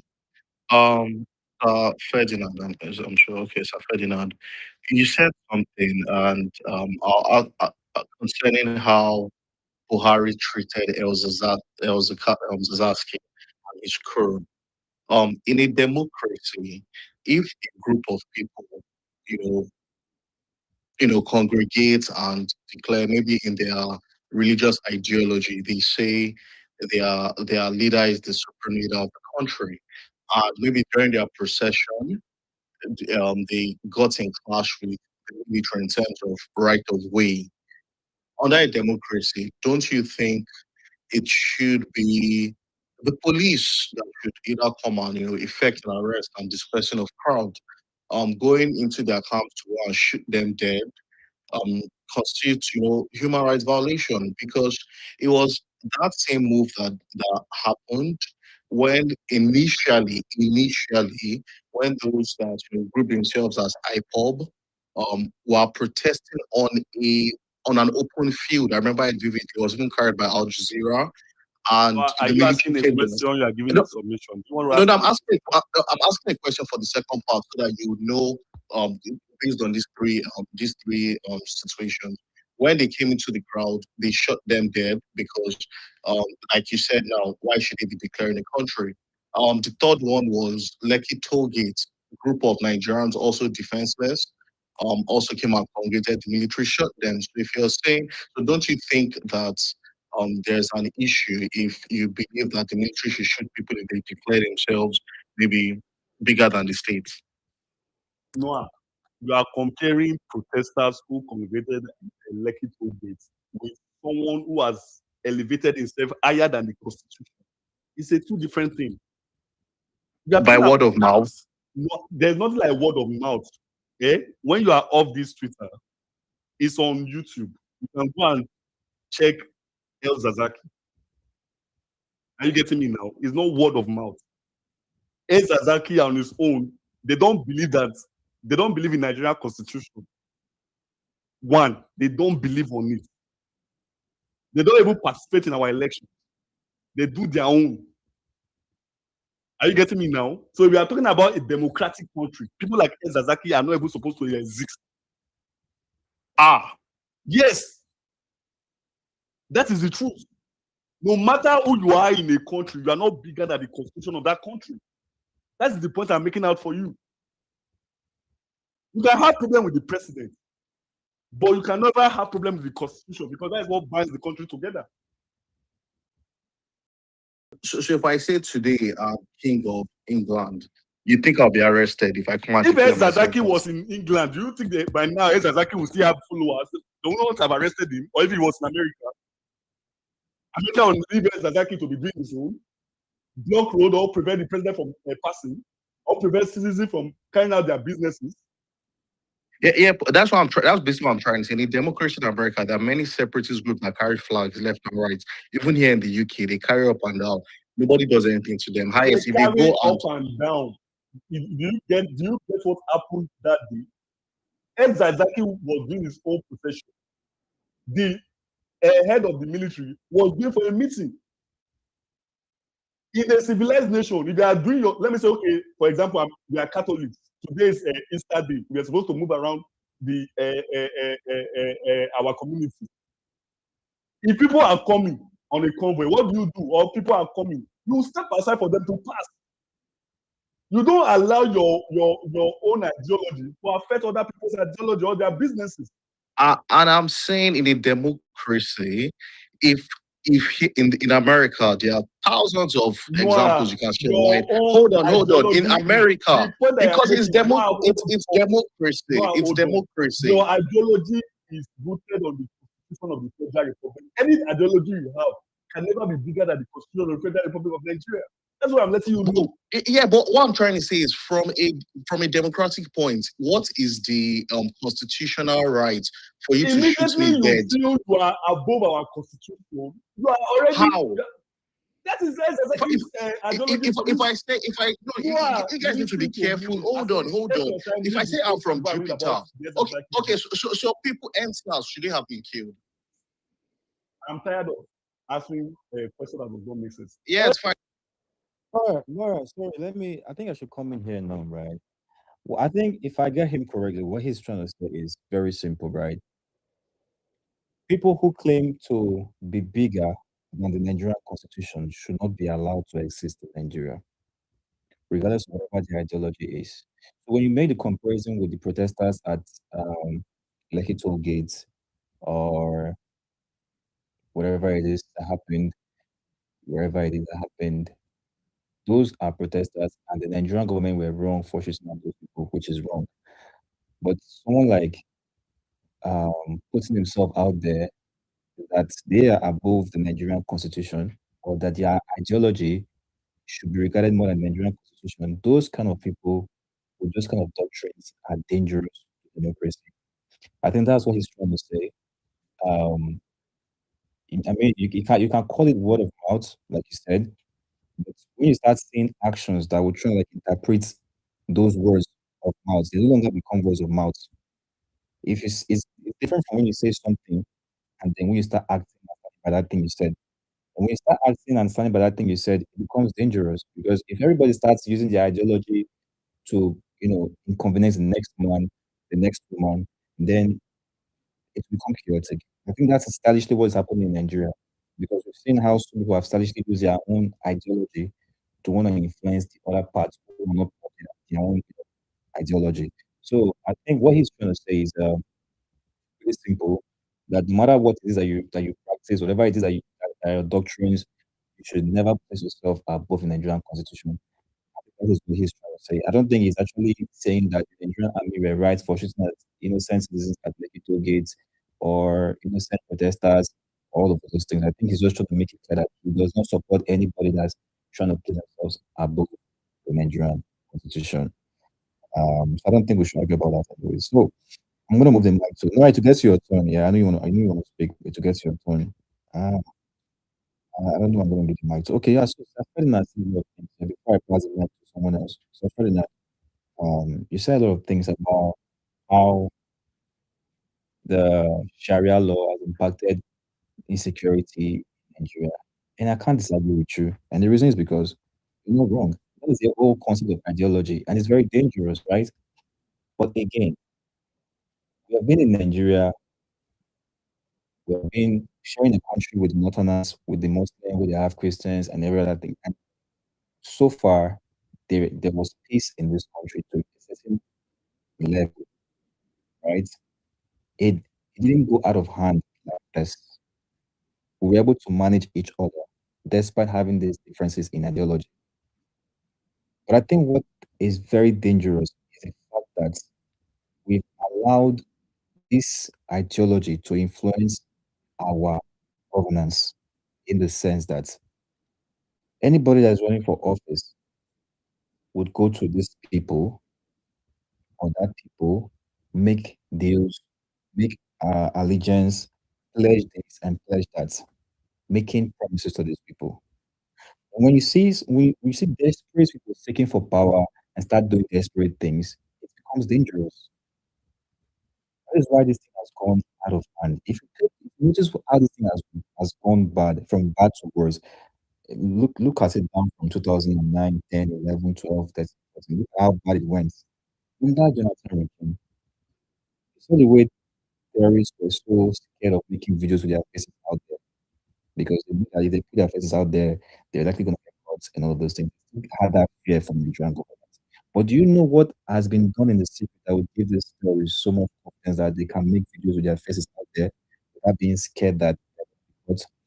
Do you know what would have gone on in the secret that would give these people so much confidence that they will be reading in the daytime, in the night time, in the morning, afternoon, in the evening? It is because of the certain amount of assurance they may have gotten from certain individuals who were desperate for power. So as much as we want to cut it out, like shape it out, that it is not because of the way we run our politics in Nigeria that is putting us here, which is still down to corruption. It is a major thing because yes, we know that there've always been a segment of Nigeria who practice Islam, and the other side who practice, um, Christianity. But again, so far we've been living in harmony, accommodating ourselves. There have been minor clashes here and there, but it was never this bad. I promise you. The only reason why it got this bad is because some things has happened in the secret that you and I have no control over. And those things are all down to the corrupt process where all these people get into office. And that's something that they must, put an end to. So when we talk about corruption, it's not about stealing money, it's not about doing this or doing that. It is about the process in which you get into office. Because if you make deals with, for instance, you make deals with drug cartels and they help you give you votes, you get into power, you keep them safe, you protect them. If you make deals with kidnappers and they give you the numbers, you get into power, you protect them. If you make deals with these people, this is how Nigeria has been going. And we have desperate leaders who would do anything, who would sign any deal, who would do anything to get into power. And that is why they keep selling us out time and time again. That's why it looks like the Nigerian military are clueless on what to do with these bandits. That's why they will tell you they've shot this person dead or we've killed their kingpin today. Tomorrow the person will come out and make a video and still alive. It is down to an agreement. We're only going to be lying to ourselves. We'll say, no, they are trying or they're not. It is just the obvious. They're not clueless on what to do.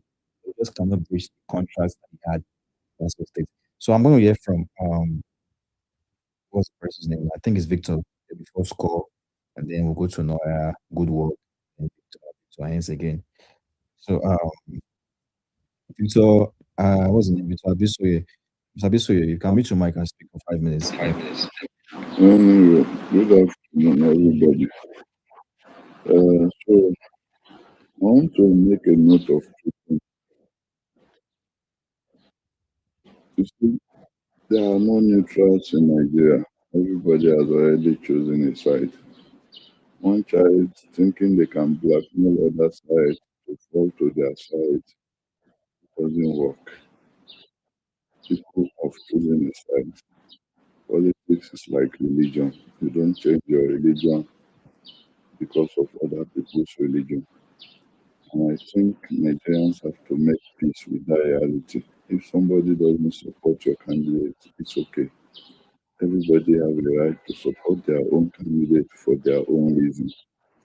And I think most of this nonsense that we do to each other on social media is completely senseless. People should be aware. who are senseless and they cannot respect the choice that other people have made. Having said that, then we have to go to the second issue. Is the issue of faith and capacity. You see, there are some countries called first world, some countries are called second world, some countries are called third world, and some are called fourth world. What makes a country first world is how the state has absolute control over the entire territory of the country. The state has absolute monopoly of force, and the state has the power to enforce whatever their order is, either by killing some citizens, putting them in jail, or exiling them to protect the interests of the state. And the whole idea or concept of a country or a state is that the common interest is above your personal interest. So the common interest can take your life if you threaten it. And I think a lot of Nigerians, rightly or wrongly, are struggling with that acceptance. And we are at a stage in our development where a lot of countries in Europe were at point where people take up arms against the state to challenge the will of the state. And eventually, some got there. Of recent, you will see the Catalonians. Of recent, you will see the Irish. Of recent, you will see the Eritreans.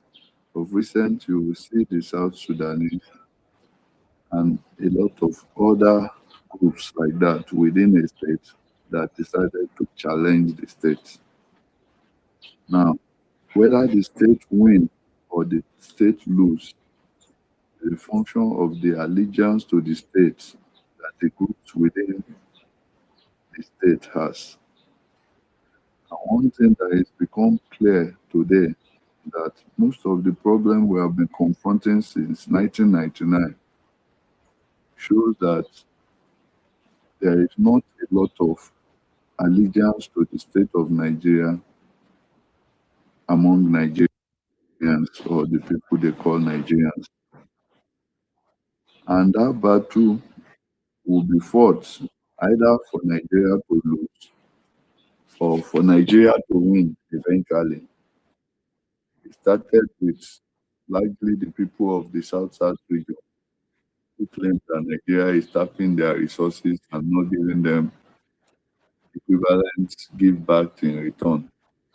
That brought about 13% derivation, that brought about amnesty program, and that brought about all these things. We have had another group in 2017 who claim that they have not been allowed to be president, and that brought about TSN, IFOB, the quest for Biafra, and other things. And the state is tackling it. Right now, we're tackling another group who believe that they want to form their own caliphate within the state of Nigeria. And the state is challenging them just like they are challenging the state. Whether the state will win or the state will lose is a matter of time and is a matter of allegiance. Unfortunately for us, we always look for a shortcut. We want our problem to disappear like a magic without contributing to the state or aligning with the state, or all we do is we want to heap on the state and say, hey, this is this president, is that president, then that's why we keep having 16 presidents, and none of them have been able to move the state in 65 years or 66 years soon to a state where the state has monopoly of force. And if we do not grow our citizenry to understand how state works, in the first place, none of the people who call themselves Nigerians today created Nigeria. Nigeria is an entity created by an overwhelming force, and everybody that is currently within the state are forced to comply. And they choose, the overwhelming force choose this, the type of government and the structure of government that we have to run. At first, it was the politician, then later, it was the politician they handed over to. Later, it was the military of the state. And right now, in the past 27 years, back to the politicians the military handed over to. And we need to understand something. Among those politicians, there is no consensus or agreement on how the state should look like. So those politicians all represent different groups within the state. And until they have a consensus on what the state should look like or how the state should look like, they cannot effect implement anything because the requirement to effect change according to the constitution that they were handed and they swore oath to protect is that if any change has to happen within the structure of the state, two-thirds of the state must agree to it. And getting the agreement of two-thirds of the state is not a joke. That's at least 24 or 25 states out of 36 states. And getting that agreement for any change is very difficult because you cannot get an agreement of 25 states to ban Sharia if 19 out of 36 states are already supporting Sharia. You need to face that reality. The only other way is if one state or two states or three states also chooses to wage war against the rest of the states. Whether they will win, it's another story entirely. So, I say this reality sometimes is really difficult for Nigerians, you know. And I think most of our fight against each other, insult against each other, bullying of each other is the fact that we do not recognize some of these constants that the people who are running the state do not have the power or the authority or the allegiance of the citizenry to change or to alter or to remove. And if we don't understand the state that we live in, it's just like not understanding our family. And then we see our mother and father shouting at each other, and then we're saying, "Ah, baby, why don't you just do this? Or mommy, why don't you just do this?" Some of those things are not reality. It needs to be grounded in reality. So if what most of you want to do is blame game, that's also fine. At least it gives you emotional relief. But if you really want to understand the problem, then you need to come to a point to accept that you are part of the problem. Thank you. Mr. Oye, thank you. I tried as much as I can to allow you finish your submission. I realized that you were a core, so I wasn't expecting anything less than what you just said, that we are part of the problem. We're part of the problems for allowing Tinubu to get into power, not even, secure our lives and property. It's honestly our fault. And that's what we're looking forward to correct next year, 2027. About the blame game, come on, man, come on. If I came to you and told you, bro, Sir, give me a job at your company. I'm going to do this. I'm going to do that. At the end of the day, what I promised you, I take your money. What would you do to me? Exactly. In the first place, nobody came to you. The man you want voted out now, you never voted for him. Nobody came to me, but he came to us and told us that, oh, if I want to give you electricity in the next first 4 years of my presidency, don't vote to me for second term. We'll see. Give me some time. Thank you so much for your submission. Even though I was about to fall asleep when you were giving a submission. It was like I was in a Jehovah Witness convention when they are to talk. I mean, shout out to Jehovah Witnesses, man. I love you guys. It was like you were talking as if, giving a sermon in church, that kind of like sermon that would make you want to fall asleep. But thank you anyways. I don't know if my host is there. Are you there? Host. I'm here. Yeah. Thank you. Yeah, so I'll hold the mic for a while before my host comes back. Oh, they give me thumbs down. I did tiger. Why they give me thumbs down? You said I'm not supporting Tinubu. Yeah, come up here and support Tinubu now. Mike. Well, before you go to the mic, Sorry, give me a second. And for those who are shouting about that message is to the people who voted for him, not to the people who never voted for him. So it's not important to you. if I relax, now the thing I don't dey cool since I dey form diplomacy since, so I don't carry bazooka come peace talk. I just dey since I allow you talk. I don't tell you. I just let you dey. No come bully us. I no come gaslight us now. He told us that if we do, even if I voted him in 2020, you know, even if I did, it's easy for people that voted him. Hey, what if Nigerians voted for Tinubu? We voted for him, he got there, and he has disappointed us, and we'll stick to what he said to us. He said if he doesn't give us in the first 4 years, we should not vote for him the second time. We will not vote for him the second time. He does not have the monopoly to misbehave and get away with it. You don't understand? But it's not only one person that can misbehave. We too can misbehave too. Since you all want to misbehave, you want to misbehave in too. You understand? But anyways, Mr. Abisoye, thank you so much for your submission, respectfully. But yeah, you cannot be also intimidated. This is a space we allow everybody to say their mind, and as soon as you finish saying your mind, we will debunk you. We'll debunk everything you are saying. You took us back to history, but we're not living in history. We're not living in 1900 or 1914 or 1960. We are living in 2024 K6. And we have a president whose primary job is to secure our country, which this one has failed woefully. Like, when you say person fail excellently, this is a perfect description of failing excellently. This man has failed tremendously. And the way he failed should be studied honestly, because this is not just normal failure. When you failed with nonchalance, like you carry zero and you still they act like you become Baba, you know that stand. Now, what this man they show us. He doesn't care if he's failing because he relies so much on his reading skill. Nah, man, you're gonna be kicked out of Astro Rock.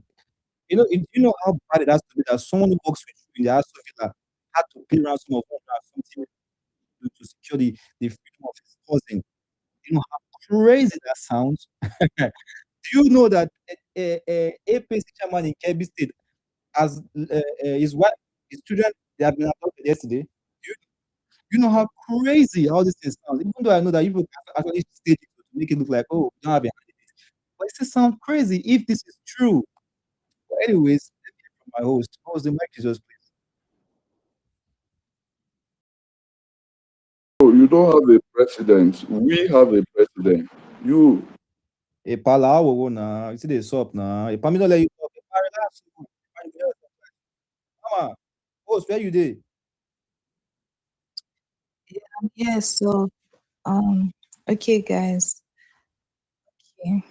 As we're wrapping up on the space, you understand. But I'm happy you're so People because I don't always have a president. Your president is on Twitter.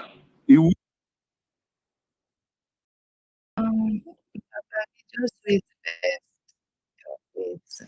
The thing is that if Tinubu decided that, by all means he was going to be president, even though, many people believe people won the elections, the least he would have done was just to give us security. But that's not even what I wanted to say. I was just saying, I think your submission was, I'm happy you read the room and you're just I just feel you're making it for the government, but like the thing is clear. Everything on this jumbo, you did not make it up. Everything I posted in the comment section, I did not make it up. You understand? What is the if your president is doing the right thing, we will not be talking. So please let's not forget to change this hashtag. See boss, Tinubu, bring back our school kids. This is bad that these school kids have been in the forest for so long. And that's why we're trying to talk about this Kasara Alert app. If you're on iOS, please it's just the quick ways on it's the second post on the dashboard. You just click on Kasara Alert. Please follow their X handle. Just go to the bio. You're gonna see the link to the iOS store. As of now, we that are using Google Play Store. It's not out yet, but soon. And the AI video of how it works is right there on the screen. Very easy. Yeah, so it's not the second post, it's the third post now. Yeah, and we had an interview with the developer, and he's going to also come back to tell us how the app is going. We're going to be like, checking out the app as it starts and how it has even been saving people's lives or how it will save people's lives in the process. So you may think it's just another app. It makes I don't even know. Stop. I'm so tired. Sorry. It makes a lot of sense. You understand? It makes a lot of sense. Yeah. So okay, you guys should just please follow that app. And yeah, Adiro is the owner of the app. Okay. We can move the mic now. Or do you want to say something? On that app. So guys, you may wonder what is that app, right? Casala app was actually Casala Alert. It's an app that was developed by the developer in order to help reduce the amount of victims of insecurity. For instance, you were traveling to a location and there was a terror attack there. With the help of that app, you're able to see the location where that terror attack happened because since there are residents in that area who have updated, post about it on Castle Alert. And you guys heading to that area, you will be alerted that there is danger here and you would know how to, you know, go about it. Or if you have a loved one in a certain region that's under attack, and then you got an alert from that, Castle app, you will be able to call your loved ones, keep them updated.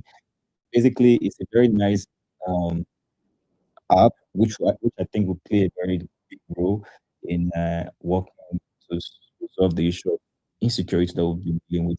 And to think that it's a private citizen, that came up with this idea, not our failed government, is quite interesting. So, guys, let's support the Hustler Alert app. The beta version is out on Apple Store. If you're an iOS user, you can get the beta version. For Android users, still coming. Still coming. Yeah, but yeah, you can follow the guy, so you can stay connected. Whenever the release happens, you'll be updated. Yeah, so thank you so much. I brought that to your attention. Anyway. So, our next speaker is going to be Score on Noah. Noah is a VIP here, but anyway, Noah, you don't go verse from you. You can bear with me or you liquor with me. No, I'm not vexed. I just follow convos. No issues, man. I'm not. No. If you don't bear with me, if you don't bear the one you speak or whichever one you Anyway, so yeah, I'll give the mic to Score, and then before I go back to Noah, then good work. So, Score, if you're there, mic is yours. Yeah, thank you. I came to this space because I think Vale used to come to other spaces too. So I believe our space was sort of accommodating. So I have two questions. My first question is that Peter Obi said in the interview that I watched with Rufai, he said that Nigerians don't need to um, know his plans. Yeah, when Rufai was asking him that he should tell Nigerians, the Nigerians just have to know. He said Nigerians does not have to know. They just need to believe in him. So I find that to be a little bit condescending towards Nigerians. I just needed the house to explain what it means. And the second question is that why do you feel that after all of these issues that you guys expound about Tinubu, about his failures and everything, why do you feel people still vote for him and he still wins the election, or he might even win the next general election? So why do you feel this happens? Yeah, if I have time after that, I can give maybe one minute submission. So I just needed the house to help answer those two questions. Why did Peter Obi say Nigerians does not deserve to know his plans? They just need to believe in him. It sounds extremely disrespectful and condescending towards Nigerians. Sounds like he's You're referring to, was it about insecurity or not? So I'm asking, like, was it the plan you're asking about that he refused to disclose? Was it about security or not? it was about, I think, agriculture. It was asking him about agriculture.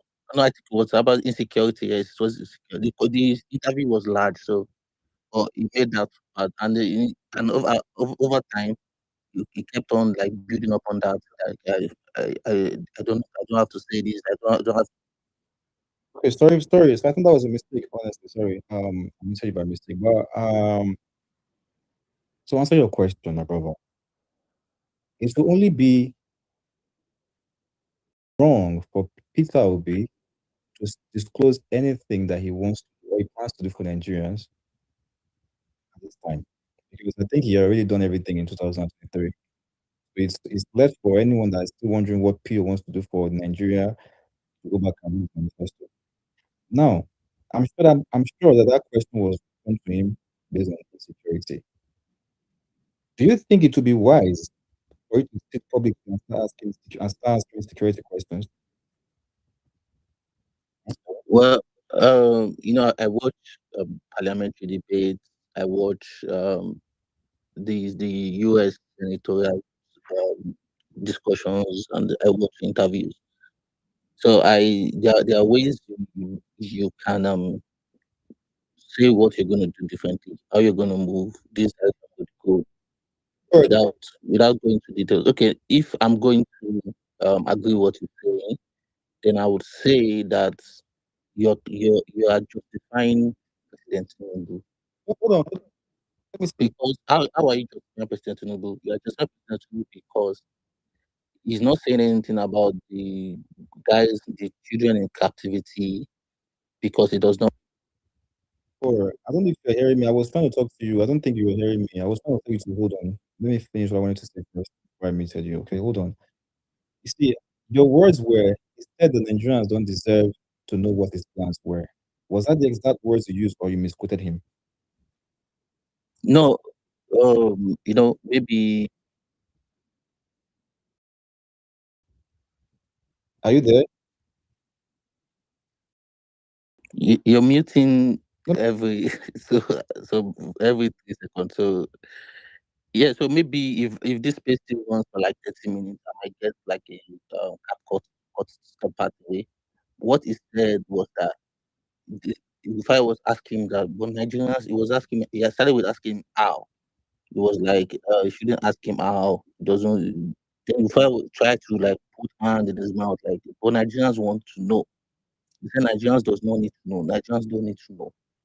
They just need to believe in him. Is it don't need to know, don't deserve to know, something like that?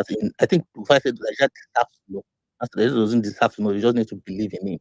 I want you, before you start running with that narrative, I need you to go bring that clip, the full one, where he answered that question fully and bring it to us so we can say it and believe what you're saying. Okay.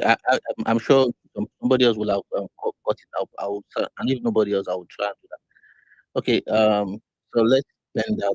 The second question is that why is it that after all of these, He didn't say Nigerians don't deserve to know. I told him Nigerians are asking the question. He said, no, that's not the question they're asking. This guy, we have been trying to spin some no, kind of he, narratives here. he, My see, bad. see, this one is not even that I'm guessing.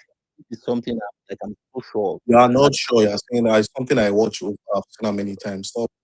See, no, that's why I asked him to go back and bring that video for us. Right? See, go and bring the part where people say those things that he claimed now. That this is what people just say things and get away with it. If you want us to believe what we're saying, Please bring it. Let's watch it. Right? Let's see where you said it, and then I'll believe you. But until then, please move on to your next question. So that Yeah, yes. Actually moved on before he brought that back. So I would look for it. If Power, you not can see, security. you can see that somebody is bringing it up again. I'm not the one bringing it up. If I'm not on the speaker section, I'm going to drop in the comment. It was power, not security. okay, guys, So let's not interrupt our speaker, please. Please, let's not interrupt score. Let him score his own goal because I think the way it's going is about to score an own goal. Let him ask his second question first before we decide if that's an own goal. VAR will check. Of course, in VAR, I will check to see if that's an own goal or if that was an amazing free kick from Cristiano Ronaldo. Yeah. Score. Please go on. Score your goal. Whether it's own or not. yeah, okay. Either I don't know why this thing keeps happening, bro. I think it's an error. Please go on. Continue.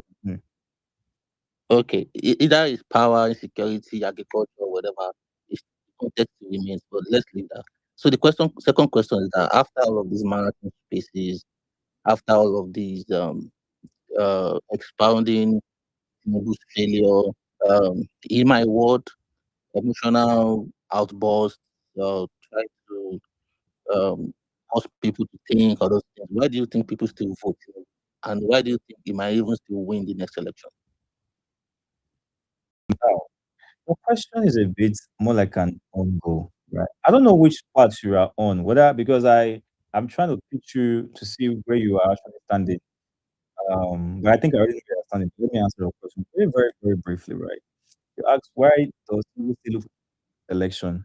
I will only answer your question with this. Go back and follow everything that happened last Saturday in Ekiti. Then you would know why Tinubu keeps winning election. I hope that answers your question.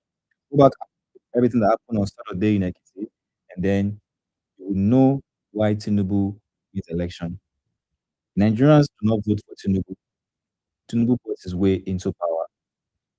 Nigerians did not vote for Tinubu. He bought his way into power. Someone who knows that the people voted for him doesn't move this way. Someone who knows that the people banked on him to lead them doesn't move this way. Someone who moves this way knows that he spent so much to get into power and he has to recoup his money. That's that's the way they move. So it's like an investment in your ROI intact. That's what it's actually doing to Nigeria. There are so many things that this administration has done that will make you understand that Nigerians do not vote for this government. They know what it costs them to get into power, and that's why they're doing all the things that they are doing. So yeah, to answer your question, go and follow Ekiti election. If you can't still follow do state election, you will see that truly Nigerians don't really vote for these people, but they always try to rig. That's the only thing they do. So please don't make it sound like Nigerians are the ones who brought on this political. Yeah, Nigerians play the role by not storming the streets. It's, that's the only way Nigerians play the role to this. But yes, Nigerians did vote for this calamity. Please don't get it wrong. Okay, can you let me ask you? No, I'm not asking about that again. The last one, you said when you were speaking with one speaker, you said you don't support state police, or you said it will cause more problem. Which is kind of strange because almost everybody, even almost all the states, especially in the south, want state police because the argument is that if if if you want to kill yourself, at least give us the right to protect ourselves. So, is it political? Why do you say you don't want state police? It's really strange to me. Yeah, that's a very good question. A lot of times people misunderstand when I say I don't want state policing, right? Not like I don't want the idea. Not like I don't want what it actually do for Nigerians, right? But it's just like when That's Stephen. So Stephen just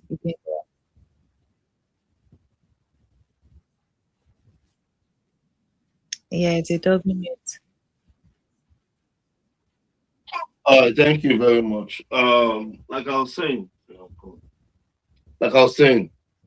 whether you are an APC supporter or not, we have a nation to like,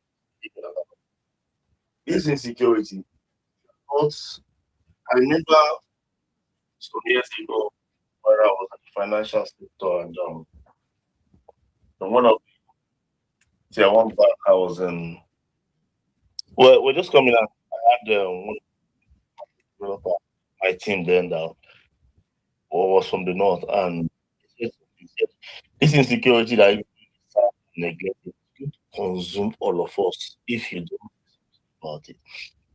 I'm just coming from the list, I think we're coming from the list that also the guy made mention of that thing, and now it's like prophecy coming to pass. So we have a nation to build. If you come and start supporting men, this insecurity is going to consume all of us. We don't know who is the next target. We don't know we don't know if it's one of our mothers or one of our fathers. We don't know the next target. So sometimes it is good for you to just come out and say the truth the way it is. Why I support, don't get me wrong, I support state policing, level policing, even from local government level, state level. I support it very, very, very, very efficient, combing crime, but it is not efficient in combing terrorism because look at community policing. I'm talking about local government policing at that level. Those guys, the local government, we might not have the capacity to train the local government police to the level where they can challenge, terrorists who are very vast in military weaponry, military tactics, and all that. We have had from intelligence reports from international community that we have these dangerous guys that are troubling the world. They are somewhere in West Africa and they are in attacking Nigeria to see Nigeria goes down. So if you talk about community policing, for example, local government, even state, some of these states does not have the financial background. Even the ones that have the financial background does not have do not have that kind of money to train their policing level to be able to attack terrorism at this level.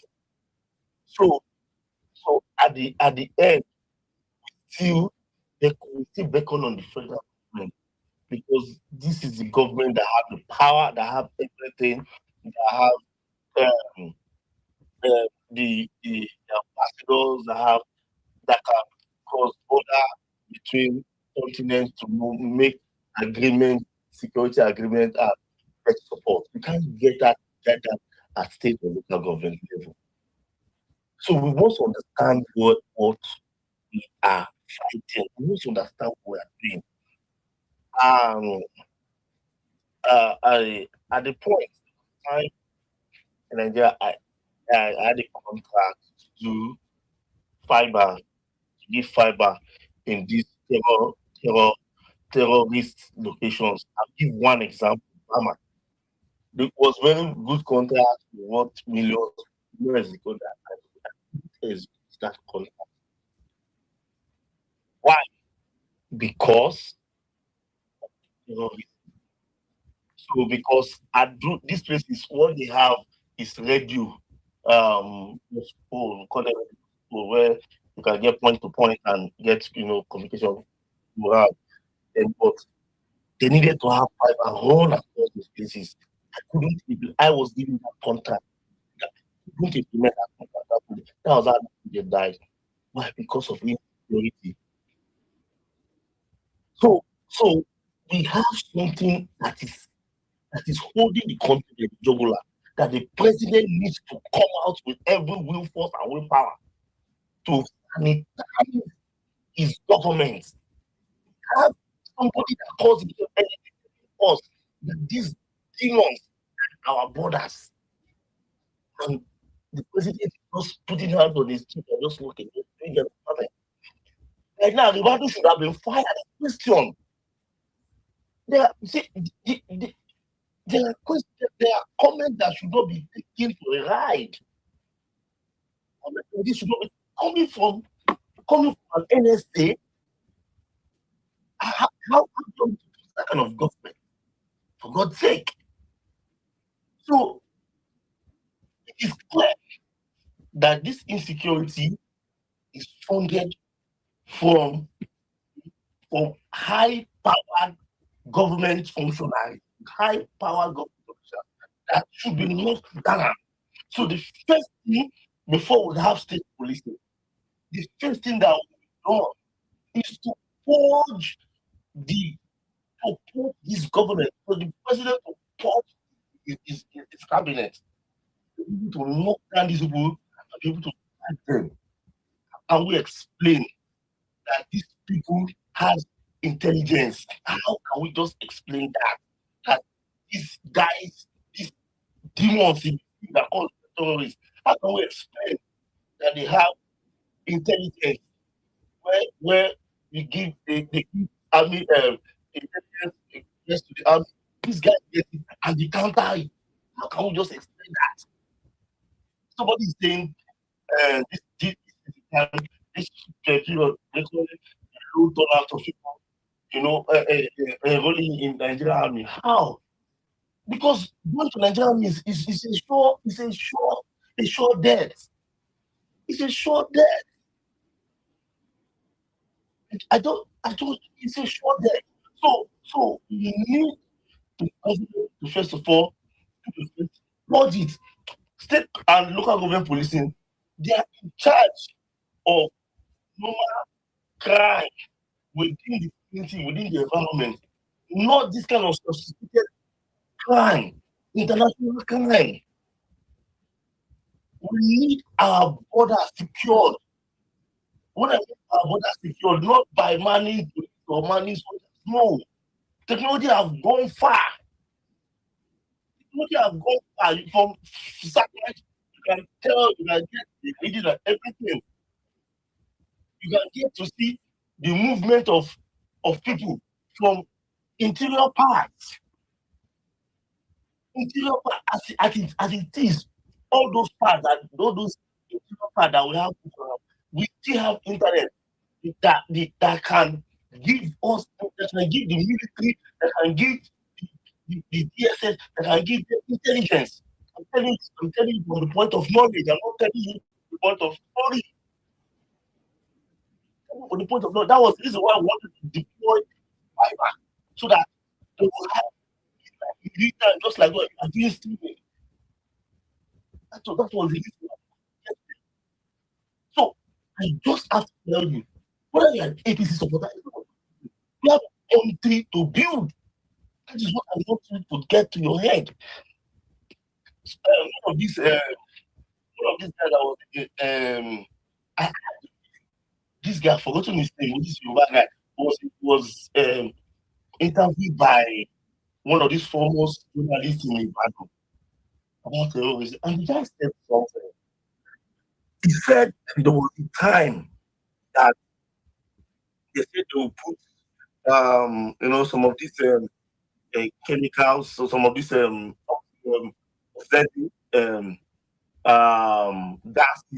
that will make people sleep, so that at the end of the day they can be able to get the demons and their captures. And at the end of the day, they will be able to see the people that they capture, then they will get these terrorists and get them executed. As this thing was an intelligence board that was circling among the intelligence people that's in Nigeria. Lo and behold, the next thing is saw these people in the bush not marked. How did the people in the bush, these idiots, demons, how did they get to know that intelligence reports? Just to tell you that something is happening at the echelon of power that needs to be broken. I just to say something.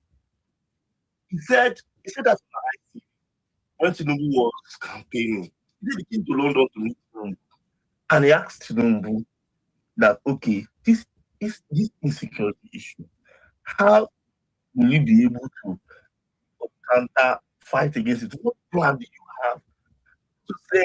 The woman said, Tinubu told, at least I watched the video, I watched the interview with Lucky.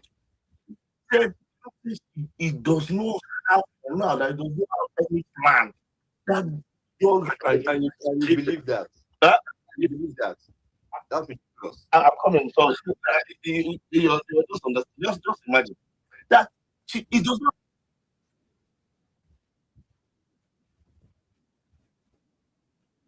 Stephen, I think you're breaking. Can you drop and come back? Stop. Can you hear Stephen? No, I can't hear Stephen. I wanted to buy Stephen a bottle of beer before, but Stephen rugged. Damn. Yes, he has dropped. So let's just do the mic. Stephen, I'll send you an invite back. Or are you back? Okay. I don't know if you're back. And there's something bad with your mic. So just move to a Okay, yeah, thank you, Valerie. I hope I can hear you, right? Hope I'm audible from here. Valerie. Loud and So, clear. thank you. Thank you very much. Yes, and Stephen was actually doing pretty well, but no surprise that, as usual, they will always be around to try to counter and be asking, do you have evidence or do you believe it? That is the nature of the kinds of human beings that we are being forced to share citizenship with. Pathetic souls, to say the least, horrible human beings, right? Who would rather that all of us bury our heads in the sand like ostrich like them and pretend like we can't see what is happening.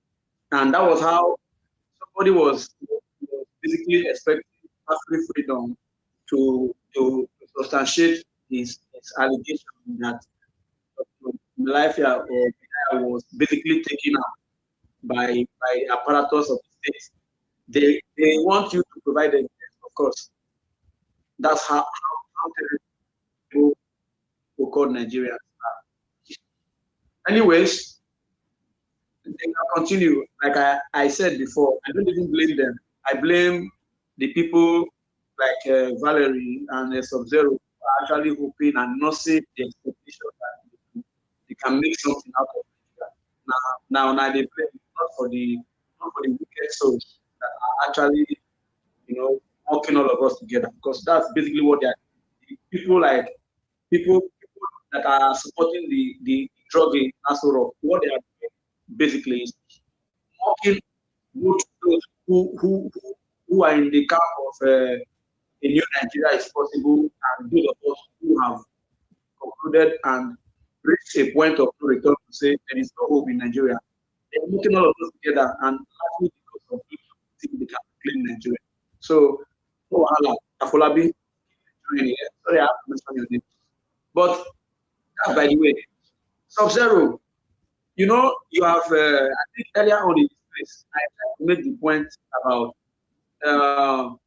the problem, all right? Because this idea whether people are still Nigerians or that he has not failed. Again, let me quickly reiterate what I said in some time past. He has failed Nigerians.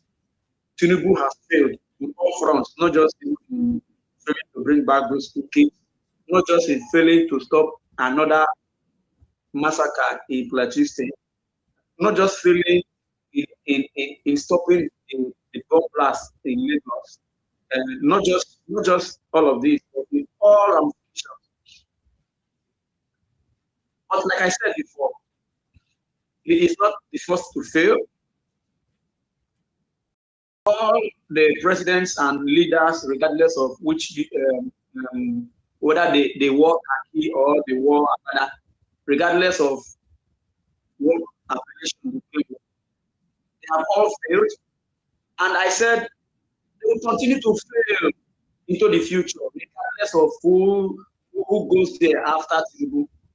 I will continue to say to you, not because I want to discourage you from dreaming to take Nigeria back. No. I'll continue to say it so that in about 4 years from now, when you hashtag another idiot in Asoro, regardless of who it is, I will, by natural providence, I hope I will still be around. You don't they speak different narratives for this. Let me go back a little. I will allow you wrap up, but let me go back a little. Then somebody else came on the space. It was I can't remember. The name is at the tip of my tongue, but I can't remember. Like the person came and said, whatever ticket, as in whatever whoever is there, the person cannot just solve insecurity fast or something like that.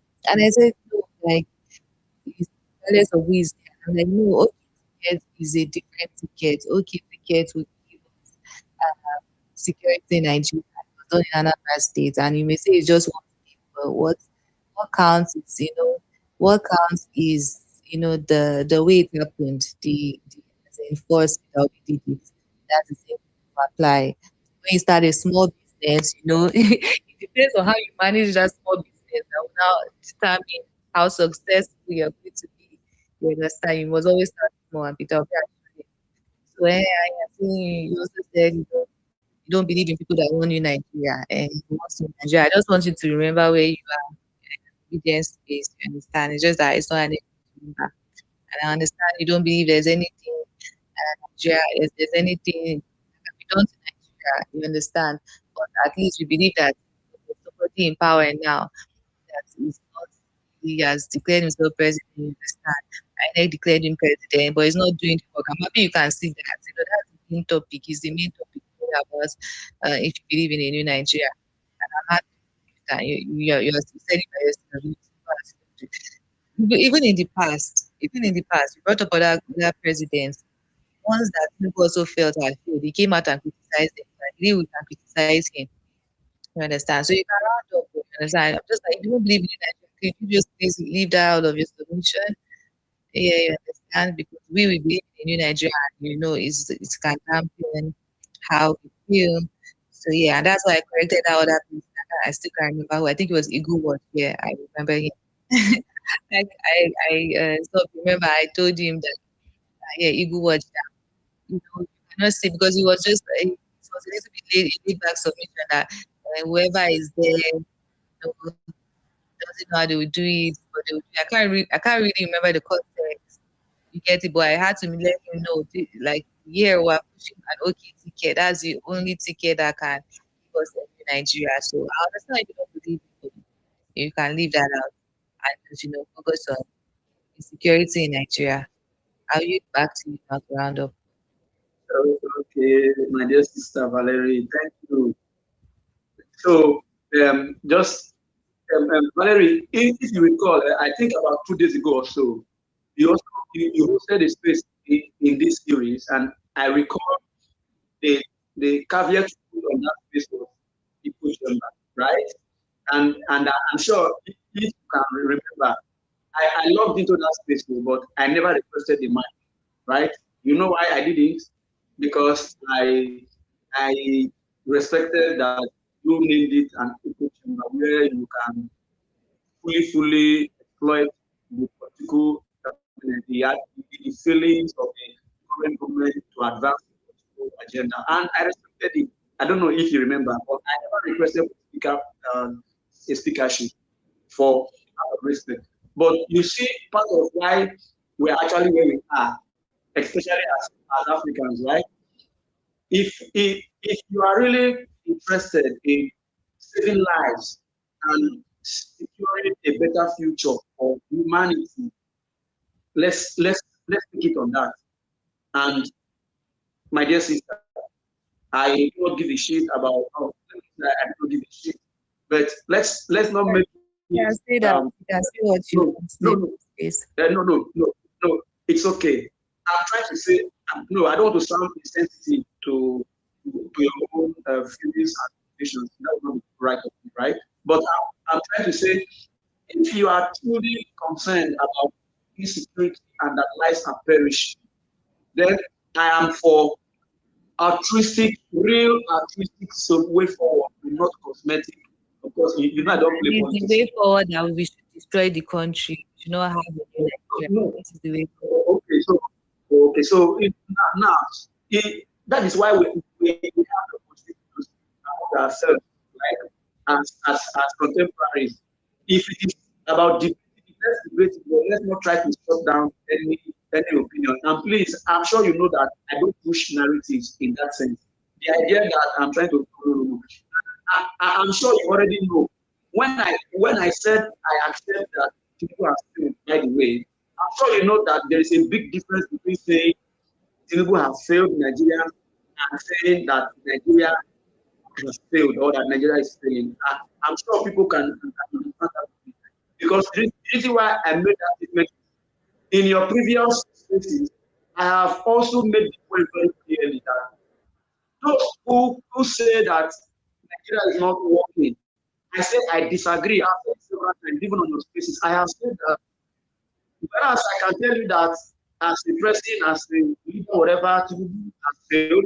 But Nigeria as a country, I can debate with you and tell you it is functioning 100% as it was designed to function. That's another conversation. But I just want to put it out there so that you don't accuse me of any narrative, right? So that's by the wayside. Now, coming back to what I was saying before you actually came in.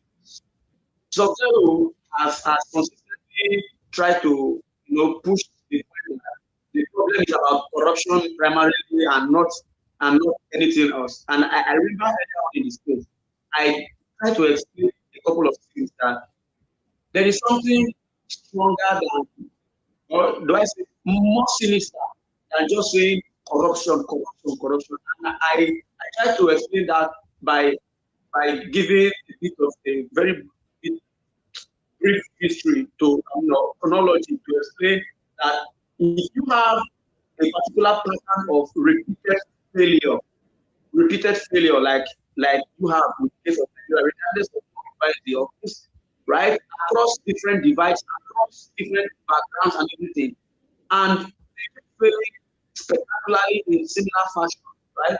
Then a common sense will be to begin to ask questions. Okay, so what is it really that seems to force these people to fail in a similar fashion? Then you can look beyond just saying corruption, and then you begin to change corruption as an actual symptom, not as the root cause. So, for example, because of time, right? For example, if I say that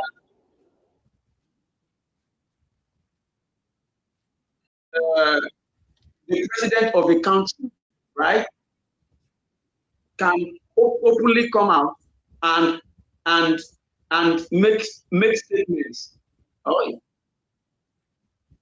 Hello, Valerie. Yeah, I lost. Yes, I lost you, but I can hear you now.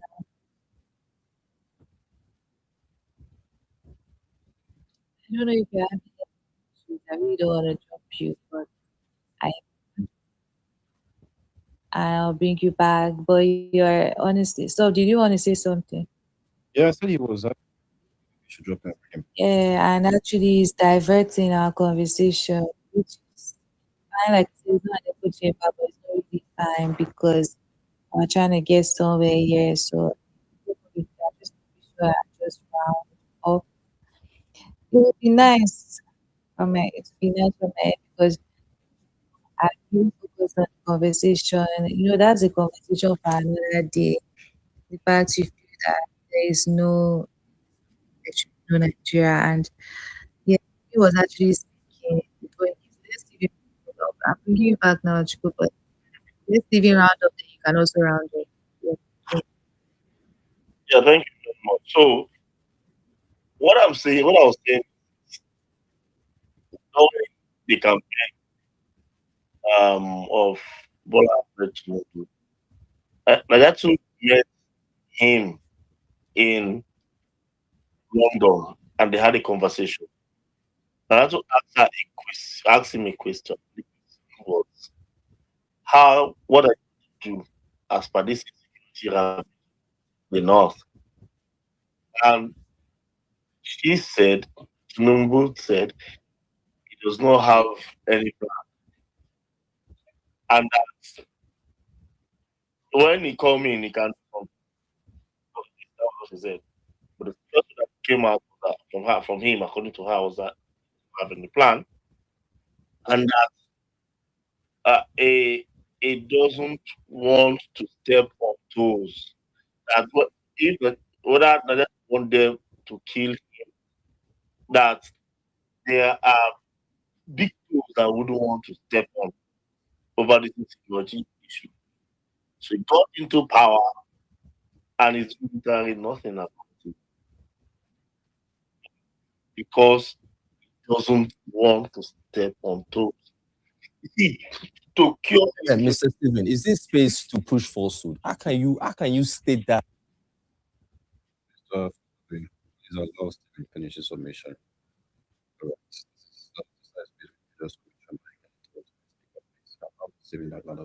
Steven, do you drink any kin? Me, you drop your location for my DM. I send you any kin. You take the okay this evening, I beg.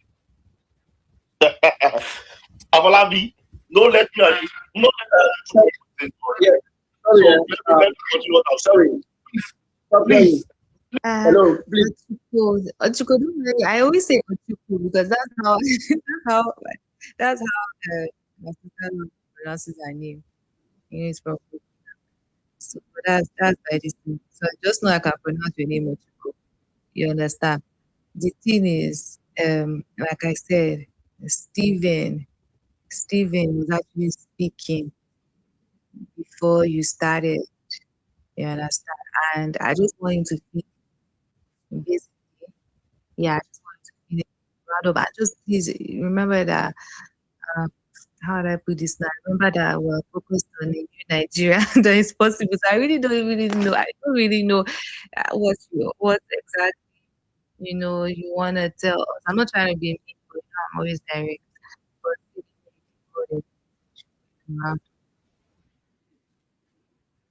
But Thank you very much.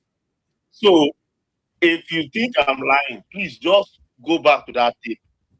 So now, he's now the president. He got into power by hook or by hook, became the president, and he's doing absolutely nothing about it, allowing Nigerians to be killed like chicken. And this is the reason to end insecurity.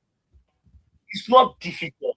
What you just need is the willpower. If you don't have the willpower, if you like, do transport policing. It's not going to work because this particular police level does not have that capacity to be able to tackle these guys from the international, coming from the international team. They don't have that capacity. They don't have that finance. They don't have anything. It is only the federal government that can have that finance, that can sit down and have diplomatic discussion with member countries and be able to form an alliance and coax these people. And we know, as I have said it, that if insecurity stays, I think, for more than 1 week or so, the government is complicit. So I dare say, judging from what the late Abacha said, that Bola is complicit to this. If not, he would have decimated this. Just look at the way they were able to crack this crack. Look at the way they were able to jam their phone. You can't tell me. I was in Jiga. Jiga is a boundary, is in Daura, is a boundary between Nigeria and Niger. So I was in Jiga market. So that was some years ago. So I was discussing with one of the marketers that came from Niger, because they come from Niger, they bring their goods from Niger, sell it in Jiga market. So I was in Jiga. Do you know that what the man from Niger was Plateau, and he was going to get recession in Jiga, Nigeria. Immediately I got to Jiga, I got to that Jiga market. My ATM number was using certain network. And the segment of that guy was in the Nigerian network. So if we want to track this guy, we can track him. It's not a matter of the government does not have capacity. I mean, government at the federal, that's not the issue. The issue is this guy does not have plan about it. That's not the truth. I'm telling you from an expert level. So if people who want to track this track this guy and pin them that it is very easy. The first thing he needs to do is to purge his cabinet, is to purge his kitchen cabinet, to purge the military, the high-ranking level in the military. To do that, that's the reason why the funding does not cascade that. Funding that the Nigerian government is putting the military, it cascade that. Look at what these soldiers have put soldiers on the field. Look at the kind of food they eat. Look at what they eat. They give them food as if they are dogs. If you are Avolabi, you can use in essence. I've been to essence. I've been to Pakistan.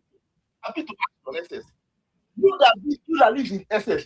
If you are in the military and you are somewhere in Bama fighting, and they gave you, or somewhere in Ghana, and they gave you that kind of food, will you be motivated to fight? Let us speak the truth. That is the problem of Nigeria. You support this guy, and you are not supplying. You have a country to build, for God's sake. So that is the reason why these people and morale cannot speak. See, I have somebody that worked at branch level in the bank. That was at the branch level. You know that sometimes military people will come when they want to collect money, and their families, their wives will come, and sometimes when they see, and they give them, there is a kind of money that they give their house. So the person at the customer service was asking us something that immediately they come, and some of the militaries that knows them comes around the bank, want to collect their salary or whatever they have to collect.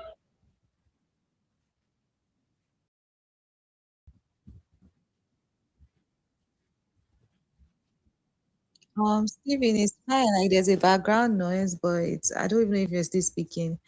I'll drop you if I can hear you. Stop. You can't. Okay, it's already dropped.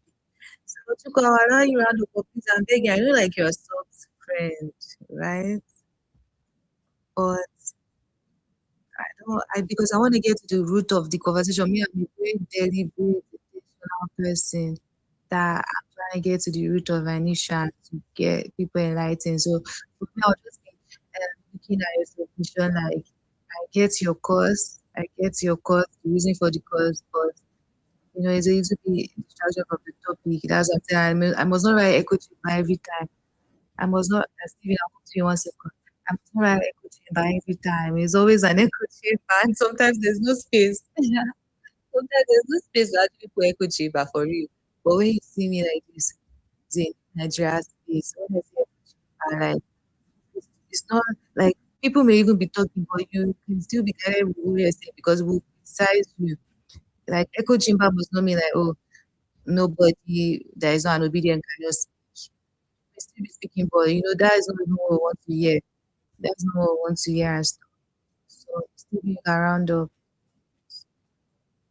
So at the end of the day, some of those soldiers will tell the people in the cash out that this person that just left now, this woman that just left, the other one has died long ago, but they don't want to reveal it to her because they don't know how she will feel. You understand? So these people are heavily moralized. If these people are heavily motivated and they have the equipment, they have the firearm, there is intelligent guarding that does not leak out to their enemies. In matter of what, dislodge these guys. Nigeria is one of the countries that have the best expertise in fighting criminal welfare in the world. And this is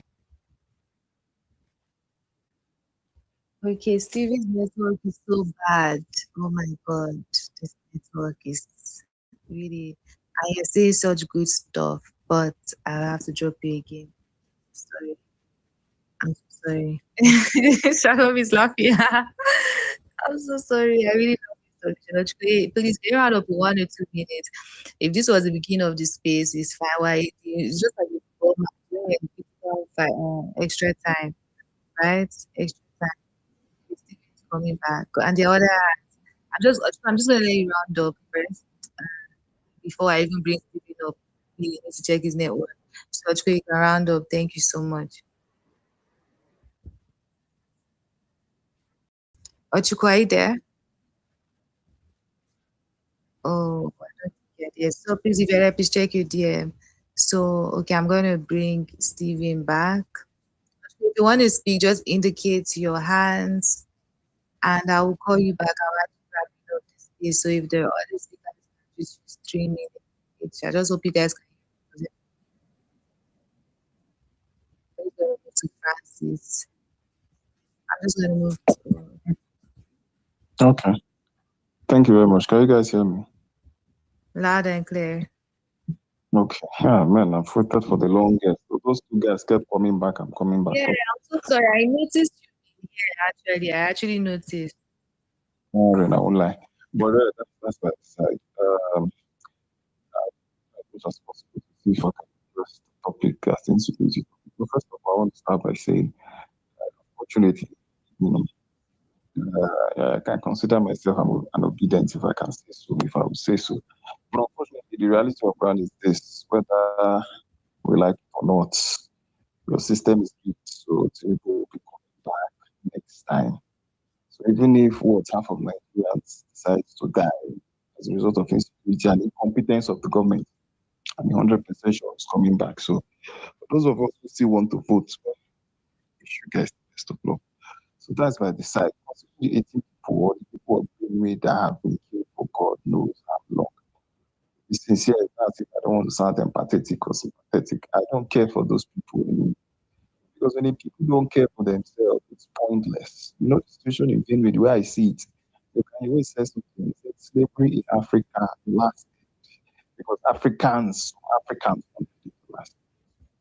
Okay? So that meant that's actually fact. Some Africans were fueling it, and that's why it lasted for that long. What is happening in Benue has been happening probably even before I was born, in my 30s. And even probably before even people who are in their 50s, 60s were born, and it's still happening till today. So the truth of the matter is we're going to be sincere. That thing is happening because some persons in Benue, if I even want to say Benue, have decided to let it happen for whatever reason. Maybe because of power, maybe because of money. Because we are here in Nigeria, we've been here in Nigeria at least these past few days. Here, kidnappers, particularly in the East, I've seen about 2 or 3 incidences where kidnappers kidnap some set of people and asking for some set of money, and the community said they can't. And what did they do? They go and cutlass, my brothers and sisters, and they went to the confront people with AK-47 and they cut them out. People telling me, tell us, they keep killing them in thousands. So we don't pity for them. Don't sympathize with them anymore. They should go and sort themselves out. As far as I'm concerned, they are not ready. They are not anywhere close to being ready to stop the killings in their states. They know those who are doing this. They know exactly where they are. They know everything that they need to know, but they don't want to address it. That's what it is. There's no point painting issues black and blue. That's exactly what it is.